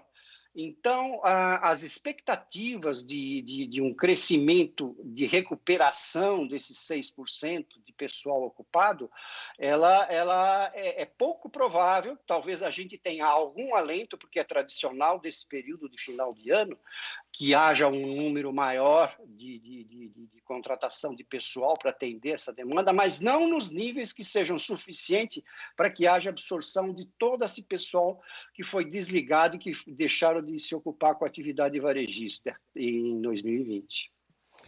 Estamos conversando com o Altamiro Carvalho, economista e assessor econômico da Ficomércio São Paulo, que está nos dando um panorama aí que estimado números bem terríveis aqui, perca de 400 mil empregos no estado de São Paulo até o final do ano no setor de comércio, né? Atingindo durante este ano 65 mil empresas. Altamiro, eu queria que você falasse um pouco da atuação da Fecomércio, né? Vocês têm uma interlocução com os sindicatos, como é que funciona a Fecomércio? Tem uma interlocução com o poder público? Como é que vocês têm agido para ajudar esse comerciante e como é que tem sido essa interlocução aí com o setor público? A Fecomércio ela tem uma capilaridade institucional muito forte, muito grande, e ela interage não apenas com os sindicatos que compõem o quadro diretivo da Fecomércio, todos os sindicatos varejistas, todos os sindicatos de turismo, bens e serviços de São Paulo, como também com as empresas. Nós temos vários conselhos temáticos onde são ouvidos e discutidos temas de interesses de vários segmentos, como comércio eletrônico, atacadista, turismo, uma série de conselhos onde esses temas são debatidos exaustivamente, e temos também toda uma política de advocacy, que é a ligação entre os pleitos do segmento empresarial de serviços e de comércio junto ao setor público, ou seja, há uma interação completa, todo o círculo. A federação ela age como um intermediário entre os empresários e o setor público. Além disso, a Fecomércio ela disponibiliza uma série de webinários, seminários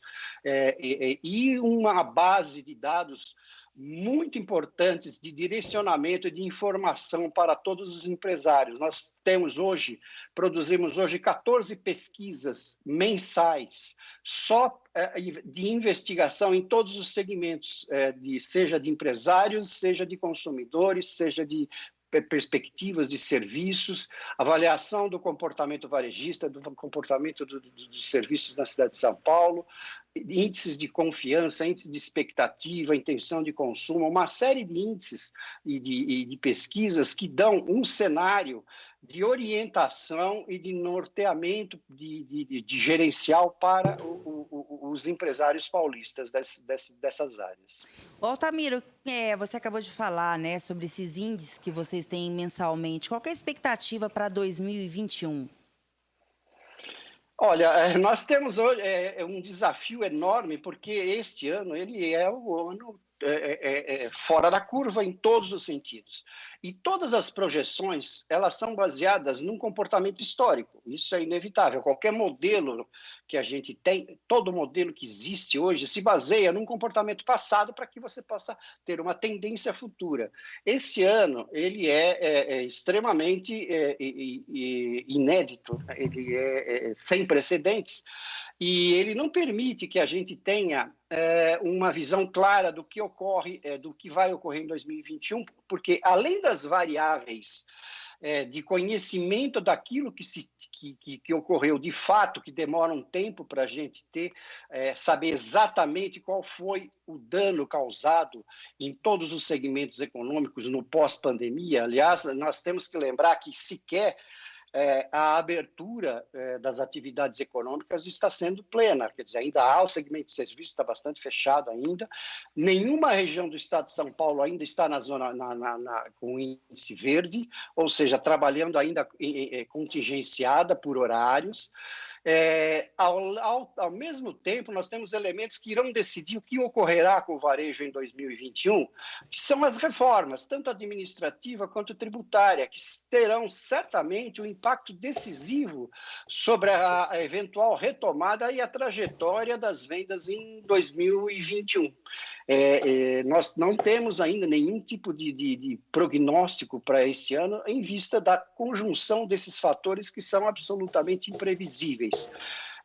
O que se sabe é que dificilmente teremos uma retomada em padrões muito elevados, ou seja, a retomada tende a ser lenta. Os índices comparativos em 2021 tendem a ser superiores ao de 2020, em função de ser uma base extremamente fraca. Nós estamos com quedas bastante agudas, por exemplo, de se esperar que o segmento de vestuário mostre algum tipo de...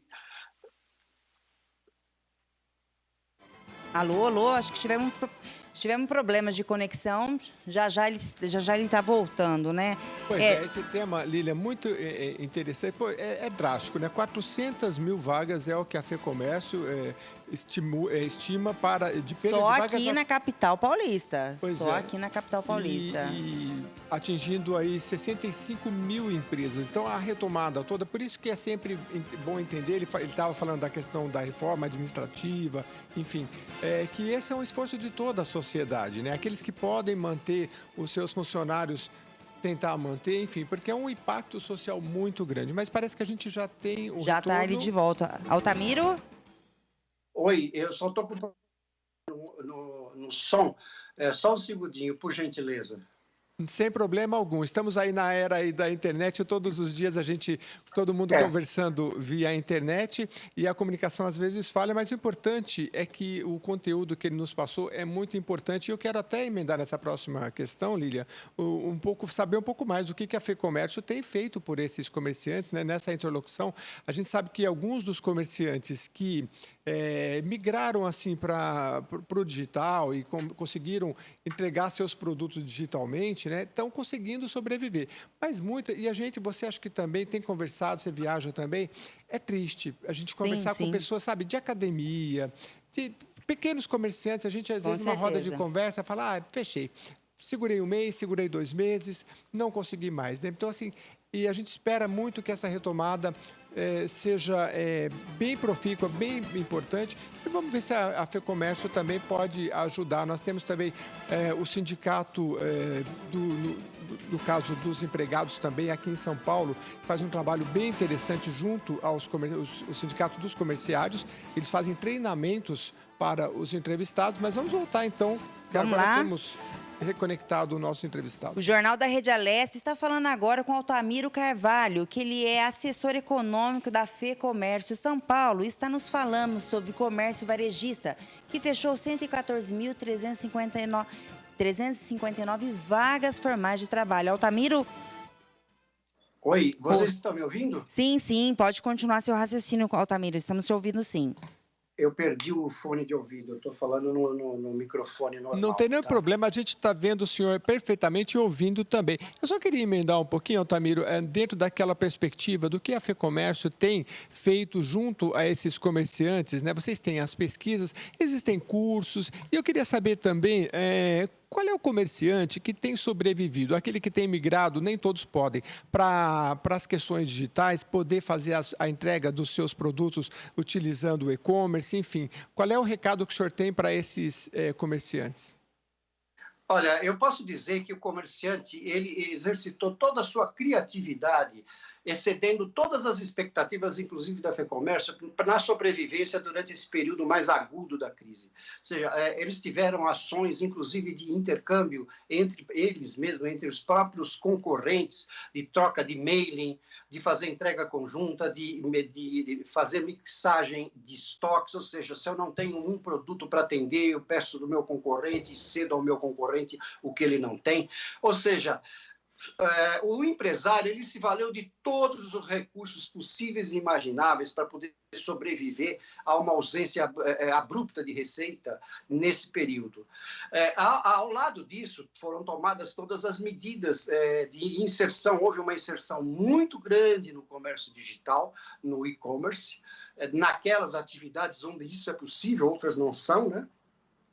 Mas onde foi possível, houve um aumento muito grande de empresas participando, seja através de plataformas próprias, seja através do marketplace. Houve contratação de pessoas para entregas, divulgação intensiva de entregas nas redondezas por parte de determinados estabelecimentos, dando conhecimento que as atividades, embora não estivessem abertas, estavam funcionando e entregando, dando telefone, ou seja, tentando se aproximar do consumidor de todas as formas possíveis. Agora, evidentemente que uma contingência desse tamanho, ou seja, onde você não pode abrir suas portas, onde o seu capital de giro se degrada a cada dia que você não tem receita, limita muito as ações para você poder evitar um dano maior. Né? Quer dizer, eu não tenho receita, mas meus custos fixos, muito embora negociados à exaustão, na sua maioria, como o caso de negociação entre inquilino e proprietário, como o caso de tomada de crédito em condições melhores do que no período anterior, prorrogação de dívidas, negociação de dívidas, tudo isso foi intensamente utilizado e orientado pela FEComércio naquilo que era vantagem, que não era. A FEComércio ela intercedeu para que houvesse a prorrogação de tributos nesse período, por um período maior, não de 3 meses, sim 6 meses, para alguns casos. Enfim, houve todo um arsenal de medidas, solicitações e alternativas que foram intensamente utilizadas por todo o varejo, e a FEComércio acompanhou de perto, e acompanha até agora de perto, todo o movimento que se tem no setor varejista, no setor de serviços, para que haja um dano o menor possível até a saída completa desse cenário que está sendo bastante difícil para o segmento varejista. Altamiro, eu queria que você comentasse um pouquinho também de um projeto de lei recentemente aprovado aqui no Parlamento Paulista que cria o Código de Defesa do Empreendedor. É um projeto que ainda está sendo encaminhado ao governador para sanção ou veto, mas eu queria que o senhor comentasse, ele é muito voltado à questão do microempreendedor, né, para que seja incentivada essa atividade. É muito voltado também para a desburocratização, para a abertura e encerramento de empresas, né? Então, eu não sei se o senhor tem conhecimento desse projeto, que é de autoria do deputado Sérgio Vitor, do Partido Novo, Ricardo Melão, também do Partido Novo, e deputado Itamar Borges, do MDB. Então, eu queria que o senhor fizesse algumas considerações, neste momento, se é importante estar na lei esse tipo de regramento para facilitar aí a vida do empreendedor. Com absoluta certeza. Uma das demandas dos pleitos mais recorrentes da federação, não de agora, mas há décadas, é a simplificação dos negócios. É muito complexo você atuar nos negócios no Brasil. Quer dizer, a quantidade de normas e procedimentos, tanto para abertura quanto para fechamento de empresas no Brasil, é extremamente hostil ao empreendedorismo, tanto em São Paulo quanto no Brasil, tornando o país um dos piores em termos de fazer negócio, de dificuldades e burocracia de negócio. Então, todos esses projetos que estão sendo levados a cabo, visando a simplificação do procedimento e da atuação das empresas, se mostra fundamental, principalmente para micro, pequenas e médias empresas, que elas não podem contar com a mesma estrutura de uma grande empresa, até para recolher impostos. Nós temos dados já de algum tempo do InBusiness em que se tem que as empresas levam praticamente 2.000 horas por ano apenas para cumprir as exigências burocráticas para recolher imposto. Além de uma carga tributária gigantesca, extremamente complexa e que é aplicada de forma generalizada. Evidentemente que você tem os regimes excepcionais, como o Simples Nacional, Simples Estadual, mas eles ainda assim não conseguem dar a simplificação necessária que a atividade exigiria para se tornar mais ágil, mais competitiva e menos custosa ao empreendedor. Então, esses projetos, a federação vê com muito bons olhos, atua diretamente na Assembleia, colocando as suas posições, as suas sugestões de aprimoramento, onde é que realmente existe problemas sérios que necessitam de uma solução urgente de simplificação, porque nós temos um espírito empreendedor é elevadíssimo. O Brasil é um dos países mais empreendedores do mundo, a despeito de toda essa legislação complexa e custosa para quem quer empreender no Brasil. Há que se ter uma legislação muito simplificada, há que se ter o menor nível de exigências possíveis, como no caso, por exemplo, você precisar esperar durante 3 meses antes de abrir por um certificado, um habite. Por que não se permite a abertura da empresa antes de determinadas licenças? E se depois não se cumprir essas licenças, que se feche o estabelecimento. Mas se parte do princípio que a pessoa já está errada desde o início. Então, esse tipo de entrave ocorre no dia a dia das empresas, né? Você precisa ter uma série de normas, de procedimentos que acabam custando muito caro, porque necessitam alocar mão de obra só para cumprir a burocracia de operação, que acaba onerando de forma bastante incisiva os empresários. Então, todas as ações que estão em tramitação visando a simplificação dos negócios, a agilidade dos negócios, está sendo muito bem-vinda pela Federação do Comércio. Então, já fica aqui o convite para o senhor participar de um programa aqui com a gente, Ideias e Debates, para falar desse projeto e para falar da simplificação, porque acho que esse projeto precisa ser muito debatido e entendido por todos. Senhor Altamiro Carvalho, economista e assessor econômico da FEComércio São Paulo, muito obrigado pela sua entrevista. Eu agradeço, um bom dia a todos. Bom dia, Altamiro. Bom dia. O Jornal da Rede Alesp vai com mais uma entrevista. E agora nós vamos conversar com a deputada Letícia Aguiar, do PSL, que nos fala sobre o projeto Foco na Aula. Bom dia, deputada. Seja muito bem-vinda ao Jornal da Rede Alesp. Bom dia a todos do Jornal da Rede Alesp, Jeremias, a Lília e a todos que nos assistem também. Mais uma vez, ressaltar o excelente trabalho que vocês realizam no Jornal Alesp, na Rede Alesp. Parabéns pelo profissionalismo e pela essência, né, do jornalismo, que é transferir informação e conteúdo para as pessoas. Eu queria que a senhora nos falasse desse projeto. Muito obrigado. 506 de 2020, institui o programa Foco na Aula. A gente está precisando muito de foco mesmo, viu, deputada? Vamos falar sobre esse projeto. Pois é, esse projeto 506/2020, um projeto que foi muito pensado, muito analisado junto com a minha equipe técnica, jurídica, legislativa, que versa sobre a instalação de câmeras nas salas de aula. Eu tenho visitado muitas escolas, né, no estado de São Paulo, levando recursos para essas escolas, mas também para conhecer, né, a realidade dessas escolas, as dificuldades que eles enfrentam no dia a dia, que os professores têm em ministrar suas aulas, para poder atender bem a comunidade estudantil. E algumas dessas escolas já adotaram esse sistema de monitoramento nas salas de aula, né? Não é exatamente igual o nosso projeto, mas já é um monitoramento na sala de aula, justamente para que possa dar mais segurança dentro do ambiente escolar para a comunidade estudantil, para as famílias que ali transitam e para os professores, os docentes, a equipe coordenadora e diretora. Então, nós entendemos que esse projeto para a instalação das câmeras em sala de aula vem de encontro com uma realidade das cidades brasileiras, que é onde nós vamos, existe essas câmeras de segurança, seja no trânsito, seja numa padaria, numa lotérica, num banco, isso já faz parte da realidade urbana nossa. Então, se a gente pode ter e pode proporcionar mais segurança dentro da comunidade estudantil, por que não, né? Nós temos que investir em segurança também.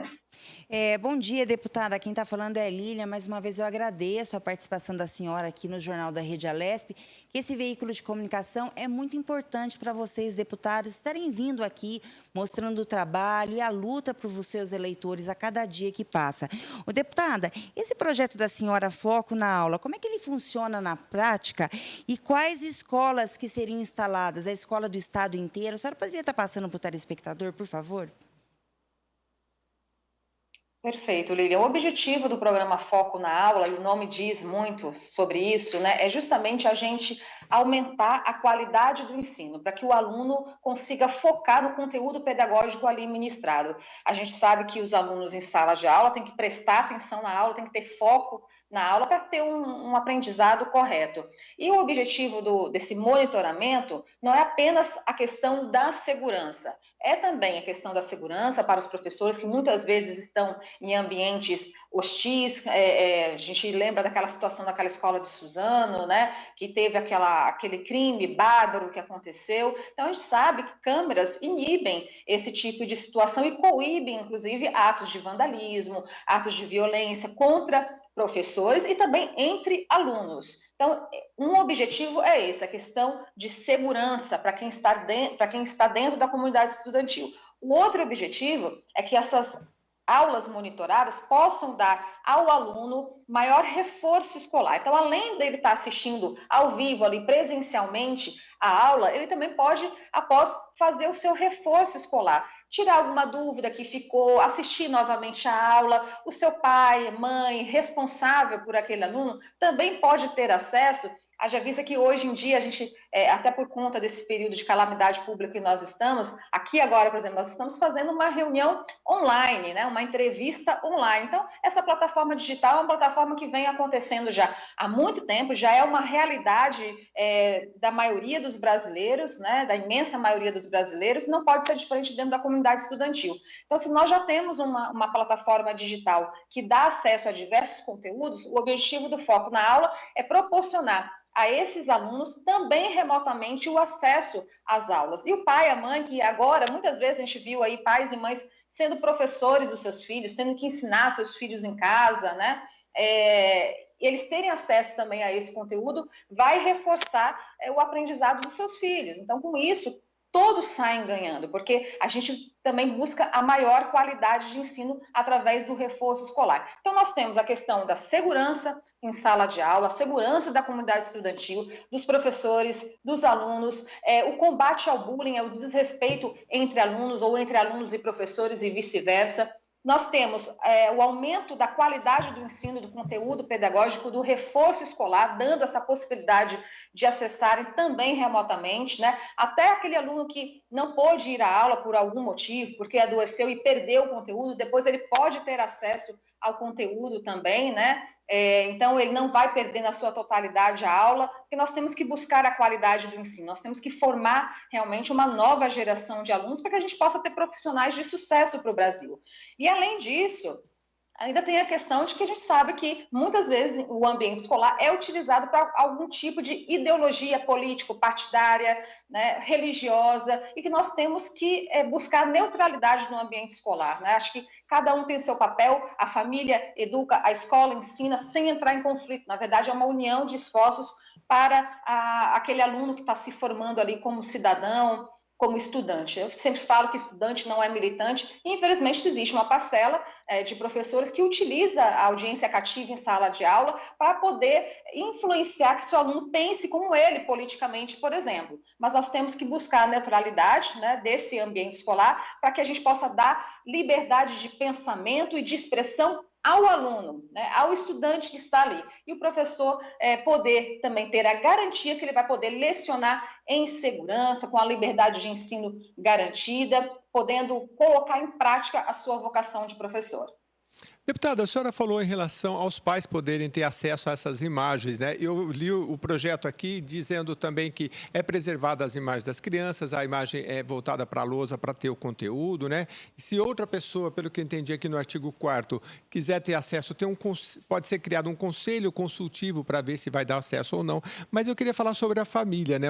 Durante a pandemia, eu vi muita aproximação da família com os seus estudantes, e inclusive com a escola. Gente que às vezes não ia tanto na escola, se aproximou do diretor. A senhora acha que esse é um processo que também os pais podem ter acesso a ver ali o que está sendo ministrado e ter estreitar esse relacionamento familiar e a escola?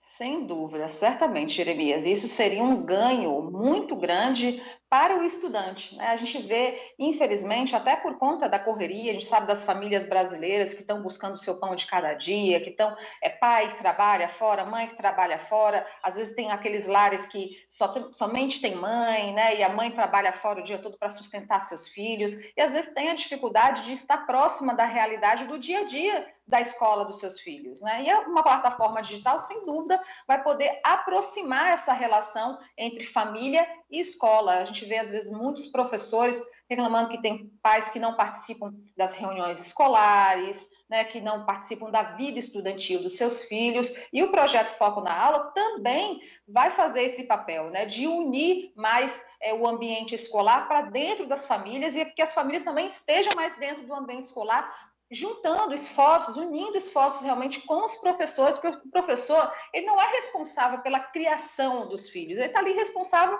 para ministrar o conteúdo pedagógico que lhe compete. Então, a família tem um papel fundamental dentro do ambiente escolar, para que cada um faça o seu papel para contribuir na formação daquele estudante.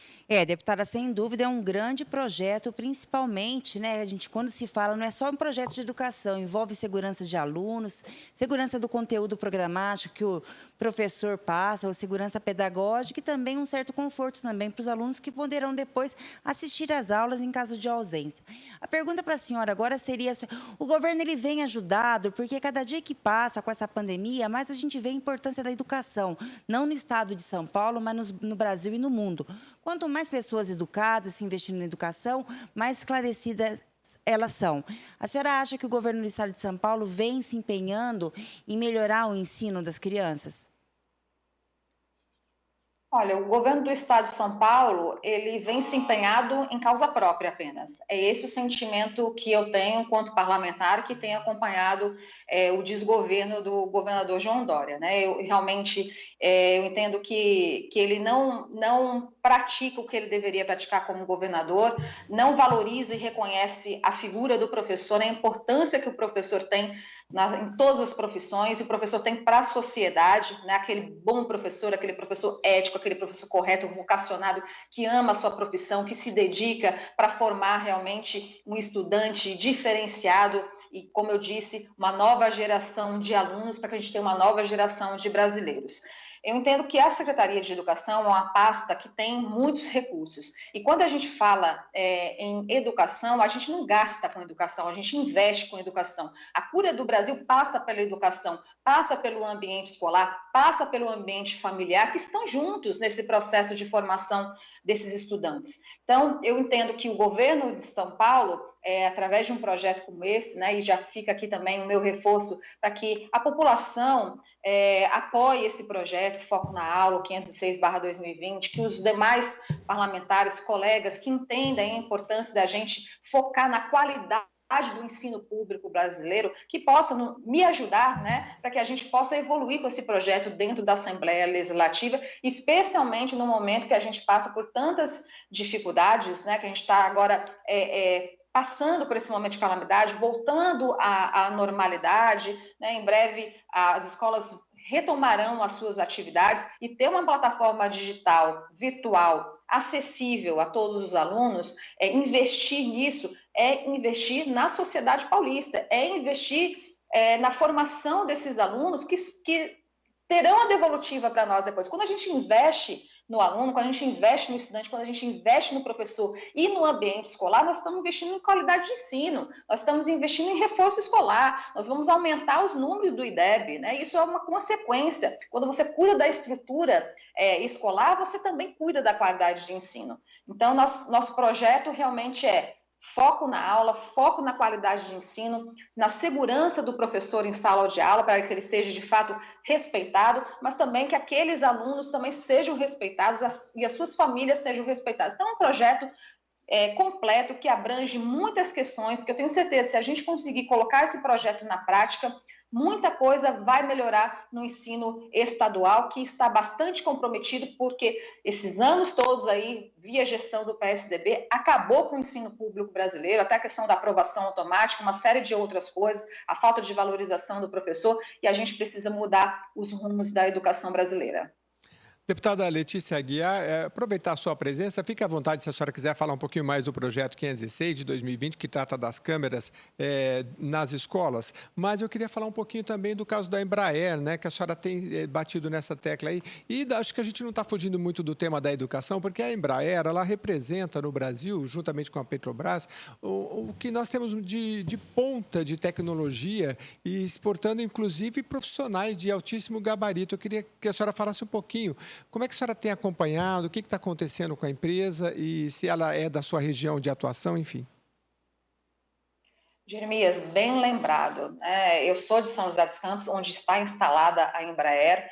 A Embraer ela é um patrimônio brasileiro, um patrimônio nacional. Infelizmente, ela está definhando, digamos assim, né? Ela está, devido a diversas situações que nós estamos passando, a questão administrativa, a Embraer tem sofrido esses problemas, né? Tem demitido muita gente, e isso nos preocupa, porque quando há uma grande demissão em massa, quem vai sentir também, o impacto vai ser gerado também dentro dos municípios, porque nós estamos numa questão de saúde, vivendo uma questão de saúde, calamidade pública de saúde, mas também financeira e econômica. Então, se nós não tivermos um empenho, né, tanto de governo federal como de governo estadual e governos municipais atuando em conjunto para preservar empregos, pode ser que a retomada econômica seja bem mais difícil. A Embraer é uma realidade que nós estamos passando agora, com essa dificuldade da perca em massa de empregos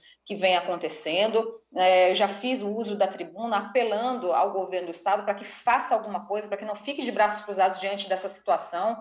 Também já solicitei ao vice-governador e à secretária de Desenvolvimento Econômico uma atenção especial nesse caso. Quero ressaltar aqui que tenho conversado constantemente com o coronel Osiris Silva, que foi um dos que criaram a Embraer e que sabe, conhece a história da Embraer, está extremamente preocupado, mesmo aí no auge dos seus quase 90 anos de idade, preocupado com o caminho da Embraer, para onde vai a Embraer e a essência do que você falou agora há pouco, Jeremias, que nós estamos falando sobre a formação de estudantes para que sejam profissionais de sucesso no futuro, para que possam devolver ao Brasil essa formação acadêmica. A Embraer, ela é responsável, né, pela formação, e na verdade não só a Embraer, mas aqui dentro de São José dos Campos nós temos o CTA, o ITA, o INPE, que forma recurso humano de altíssima qualidade. E esse recurso humano está indo para outros países, porque aqui dentro do nosso próprio Brasil, a gente tem essa dificuldade de valorizar, reconhecer esses profissionais brilhantes. Então, esse recurso humano, infelizmente, está indo para fora com essas demissões e a perca em massa de empregos. Então, nós estamos batalhando muito para que a gente possa prestar um socorro, que o poder público entenda que a Embraer é um patrimônio nacional brasileiro que impacta muito na vida, especialmente do estado de São Paulo, que é um estado gerador de renda, de economia, um estado latente, que precisa continuar sendo assim, né, para o bem do Brasil e do mundo. Deputada, estou vendo aqui as áreas de atuação da senhora, né, junto à família, educação, saúde, né, mas um outro projeto bem interessante que a senhora também subscreveu é o a Política Estadual de Promoção da Transparência. Por que esse projeto durante a pandemia? Jeremias, quando se instalou a questão do Covid-19, a calamidade pública, por ser um período emergencial, não existe todo aquele processo de licitação, aquela burocracia, aquela prestação de contas tão criteriosa, ou quando você vai adquirir, fazer compras e contratos, como num período comum, né, dentro do setor público, justamente por estar num período de emergência. Então, com isso, os governadores, né, no caso que o governador do estado de São Paulo, tem acesso a esses recursos de maneira simplificada e muito mais rápida. Por quê? Porque a gente precisa dar uma contrarresposta ao combate à pandemia. Porém, isso pode dar muita brecha, né, a compras e contratos irregulares, né? Eu faço parte do grupo PDO, Parlamentares em Defesa do Orçamento, que justamente nós criamos esse grupo para fiscalizar o uso do recurso público nesse período de pandemia, né? Já que a gente sabe que saúde é prioridade, tem que ser sempre prioridade em qualquer administração pública, porém, das mãos do PSDB, nos preocupa muito a falta de transparência. Eu, inclusive, nesses projetos que nós aprovamos da calamidade pública, para poder ter acesso a esses recursos, para que a gente pudesse dar proteção e qualidade de vida à população paulista, eu fiz uma emenda que versa justamente sobre a transparência e publicidade do uso desses recursos, para garantir à população que o uso do dinheiro dela, da população, está sendo feito de maneira correta, transparente e indo para o lugar correto. Mesmo diante disso, mesmo diante dessa emenda que nós aprovamos, conseguimos aprovar, o trabalho de fiscalização continua. Nós fomos fiscalizar diversos hospitais, hospital de campanha, Santas Casas, também fomos na FURP, que é a Fundação do Remédio Popular, fomos entender tudo, fomos conhecer tudo, fomos verificar, fomos vistoriar, fomos fiscalizar, porque é uma atribuição do parlamentar justamente fiscalizar a maneira como o governo do estado utiliza os recursos da população para que sejam empregados de maneira eficiente e transparente. E eu tenho certeza que o trabalho que nós fizemos durante esse período e que continuamos fazendo, inclusive recentemente fizemos mais uma denúncia junto ao Ministério Público, ele continua seguindo a coerência do nosso trabalho, né, buscando seriedade, compromisso e responsabilidade com o uso do recurso público. Deputada, queria agradecer muito a sua presença mais uma vez aqui na Rede Alesp e já contamos com a senhora também para as nossas entrevistas nos nossos programas do Alesp Conecta, para a gente repercutir esses trabalhos, porque são permanentes e, como a senhora bem colocou, tem que ser acompanhados muito de perto. Muito obrigado mais uma vez. Obrigada, Jeremias. Obrigada, Lilian. Parabéns mais uma vez pelo trabalho de vocês. Contem com a gente aqui. É sempre uma satisfação estar aqui no Jornal Alesp e poder falar com a população que me colocou aqui nessa missão. Que Deus os abençoe e obrigada. Obrigada, deputada. Fica com Deus e, mais uma vez, parabéns pelo seu trabalho, que vem a cada dia mostrando mais garra e força em luta da população. Bem, vamos a mais notícias e informações para você. O deputado Tenente Coimbra, do PSL, solicitou ao presidente da República, Jair Bolsonaro, o aumento da idade máxima para ingresso na Escola Preparatória de Cadetes do Exército. O pedido foi feito por meio de indicação protocolada na Assembleia Legislativa do Estado de São Paulo. De acordo com o parlamentar, a solicitação tem como objetivo possibilitar que mais jovens possam nutrir o sonho de se tornarem candidatos a oficiais do Exército Brasileiro. Atualmente, para pleitear uma vaga é necessário possuir idade no mínimo 17 anos e no máximo 22 anos. Segundo o deputado, a data limite para ingresso na Escola Preparatória de Cadetes do Exército encontra-se superada, principalmente por existir teste de aptidão física, que comprova se o candidato tem ou não condições de realizar as atividades da função sem prejuízo à saúde. Falando agora de governo, o governo de São Paulo, o governador de São Paulo, João Dória, em coletiva realizada no Palácio dos Bandeirantes, destacou que todo o estado permanece na fase amarela do Plano São Paulo. E por esse motivo que a retomada gradual da volta às aulas do estado está mantida para o dia 7 de outubro.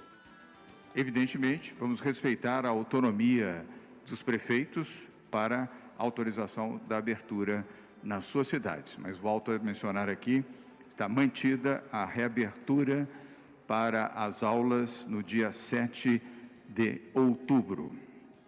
Dentro de uma programação escalonada, a rede estadual de São Paulo, com mais de 5.000 escolas, manteve a volta às aulas do ensino médio e da educação de jovens e adultos a partir de 7 de outubro. No ensino fundamental, a volta está programada para o dia 3 de novembro. A decisão de começar pelo ensino médio e a educação de jovens e adultos é que estas etapas são as mais afetadas pela evasão escolar, que prejudica principalmente os estudantes mais pobres. Para as escolas se prepararem para a volta gradual e responsável às aulas, estamos disponibilizando mais 50 milhões de reais através do programa Dinheiro Direto na Escola. Com este novo aporte, chegamos a 700 milhões de reais em recursos disponibilizados diretamente para as escolas públicas no estado de São Paulo. Este é um valor recorde histórico de repasse financeiro direto, com um valor 10 vezes superior ao que já foi realizado em anos anteriores. O secretário estadual de Educação, Rocieli Soares, detalhou como será o retorno das aulas presenciais, desde que sejam seguidos todos os protocolos de segurança sanitária. Ele também falou como será a volta escalonada de cada série. A previsão é 7 de outubro, nós estamos mantendo a previsão do dia 7 de outubro, porque as condicionalidades até o momento estão cumpridas, portanto, a autorização de nível de estado está mantida. O que não quer dizer que voltará em todos os municípios, em todas as regiões, dependerá sempre da autorização e da realidade local, que é fundamental nesse momento. Mas as regras gerais postas no decreto estão mantidas como um plano para todas as redes, sejam elas privadas, sejam elas as municipais ou a própria rede estadual. No dia 7 de outubro, nós vamos começar agora, especialmente, a tratar cada escola na volta do ensino médio, preferencialmente aos alunos do terceiro ano do ensino médio, educação de jovens e adultos e centros de educação de jovens e adultos, da rede estadual, onde houver a autorização e de forma opcional neste primeiro momento para a escola. Ensino fundamental e todas as etapas, retorno previsto passa a ser dia 3 de novembro. Lembrando que até 3 de novembro, desde que autorizada pela a autoridade municipal, nossos prefeitos e prefeitas, poderão ter atividades extracurriculares. A escola só retorna depois de receber equipamentos, né? E à medida que a escola vai apresentando os seus planos para atividade extracurricular, ou agora para também a aula, somente retornará se tiverem todos os equipamentos, se tiverem todas as condições. A própria secretaria não autorizará retorno de escola que não tenha condições de seguir o protocolo. Certo? Se alguma escola tiver um problema de infraestrutura, um problema de falta de algum material, ela não poderá retornar, certo? Isso é muito importante. A prioridade, de novo, é a vida dos nossos estudantes e dos nossos profissionais. Então, todos os equipamentos de proteção estão sendo enviados às escolas de acordo com o plano de retorno. Para as escolas que já estão em regiões autorizadas e que apresentaram o plano, é enviado o material. À medida que elas vão apresentando o plano, vamos complementando o material de acordo com isso, fazendo a priorização com o desejo da própria comunidade. Rocieli Soares também destacou que nenhuma escola, tanto da rede pública quanto particular, está autorizada a enviar um termo de responsabilidade caso seus filhos voltem às aulas de modo presencial. Qualquer comunicação sobre o tema deve partir da Secretaria de Educação. Nós estamos desautorizando aqui falando para a minha rede, desautorizando toda e qualquer comunicação que parta da escola, que não seja a comunicação no modelo oficial e observando as regras que a própria Secretaria estabeleceu em resolução. Portanto, se houver qualquer tipo de comunicação que seja questionado de uma forma errada ou inadequada, não é autorizado e não deve nem ser respondido. Então, aquilo que é o questionamento e os trabalhos sobre a pesquisa, a conversa com as famílias, deve seguir o roteiro estabelecido pela Secretaria de Educação. Jean Gorenstein, secretário de Saúde, falou sobre a queda no número de internações e óbitos em todo o estado. Ele reforçou os cuidados sanitários para a população. O estado continua em 100% das regiões no faseamento amarelo. Nessa semana, não tivemos nenhum retrocesso de fase em qualquer região do nosso estado. Tivemos queda no número de internações em relação à semana epidemiológica anterior. E estamos com uma melhora histórica no Plano São Paulo, na taxa de ocupação em leitos de unidades de terapia intensiva. Essa, vale ressaltar, é o menor e melhor índice que nós tivemos desde o início da pandemia. Só para se ter uma ideia, no estado de São Paulo, estamos com 49,1% de ocupação dos leitos de unidades de terapia intensiva e na Grande São Paulo, 48,5%. Vale ressaltar que as medidas de proteção individual continuam e continuarão, especialmente nas escolas. O respeito às medidas sanitárias e o fornecimento de máscaras, álcool gel, trarão um ambiente seguro para todos que lá frequentarem.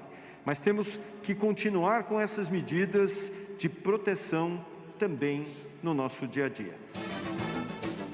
Agora nós vamos conferir os números do coronavírus em todo o Brasil. 136.923 mortes confirmadas até às 8 horas desta segunda-feira, aponta um levantamento feito pelo Consórcio de Veículos de Imprensa a partir de dados das secretarias estaduais de saúde. O balanço indicou que 330 mortes aconteceram nas últimas 24 horas. 4.544.347 casos foram confirmados. Bem, vamos agora a mais informações, né, Jeremias? Um grupo de países ricos que representa 13% da população mundial comprou mais da metade do suprimento das vacinas contra a Covid-19. De acordo com um relatório da ONG Oxfam, serão produzidas 5 bilhões e 900 mil doses dos 5 principais imunizantes que estão na última fase de testes, o que seria suficiente para cerca de 3 bilhões de pessoas. Até o momento, 51% deste montante foram encomendados por nações que incluem Estados Unidos, Reino Unido e Japão. O restante, adquirido ou com promessa de aquisição por Brasil, Índia, China, entre outros. Diante da constatação, a ONG Oxfam pediu que se ofereça uma vacina do povo para ser distribuída gratuitamente no mundo a partir de 2021. Vamos conferir agora o destaque que marcou esse primeiro bloco do Jornal da Lesp. O deputado Edmir Chedi, do Democratas, junto com o prefeito e vice-prefeito da cidade de Bragança Paulista, conseguiram dar início após reivindicação da construção de 26 imóveis que integram o programa Vida Longa. O investimento total do governo estadual ao município foi de R$ 2.200.000. Esse modelo de conjunto habitacional foi projetado pela Secretaria Estadual de Habitação e atende aos idosos que vivem sozinhos e em situação de vulnerabilidade social. Bem, o Jornal da Rede Alesp, informando tudo sobre o Legislativo Paulista, vai para um rápido intervalo. A gente volta em instantes com mais informações para você, não saia daí.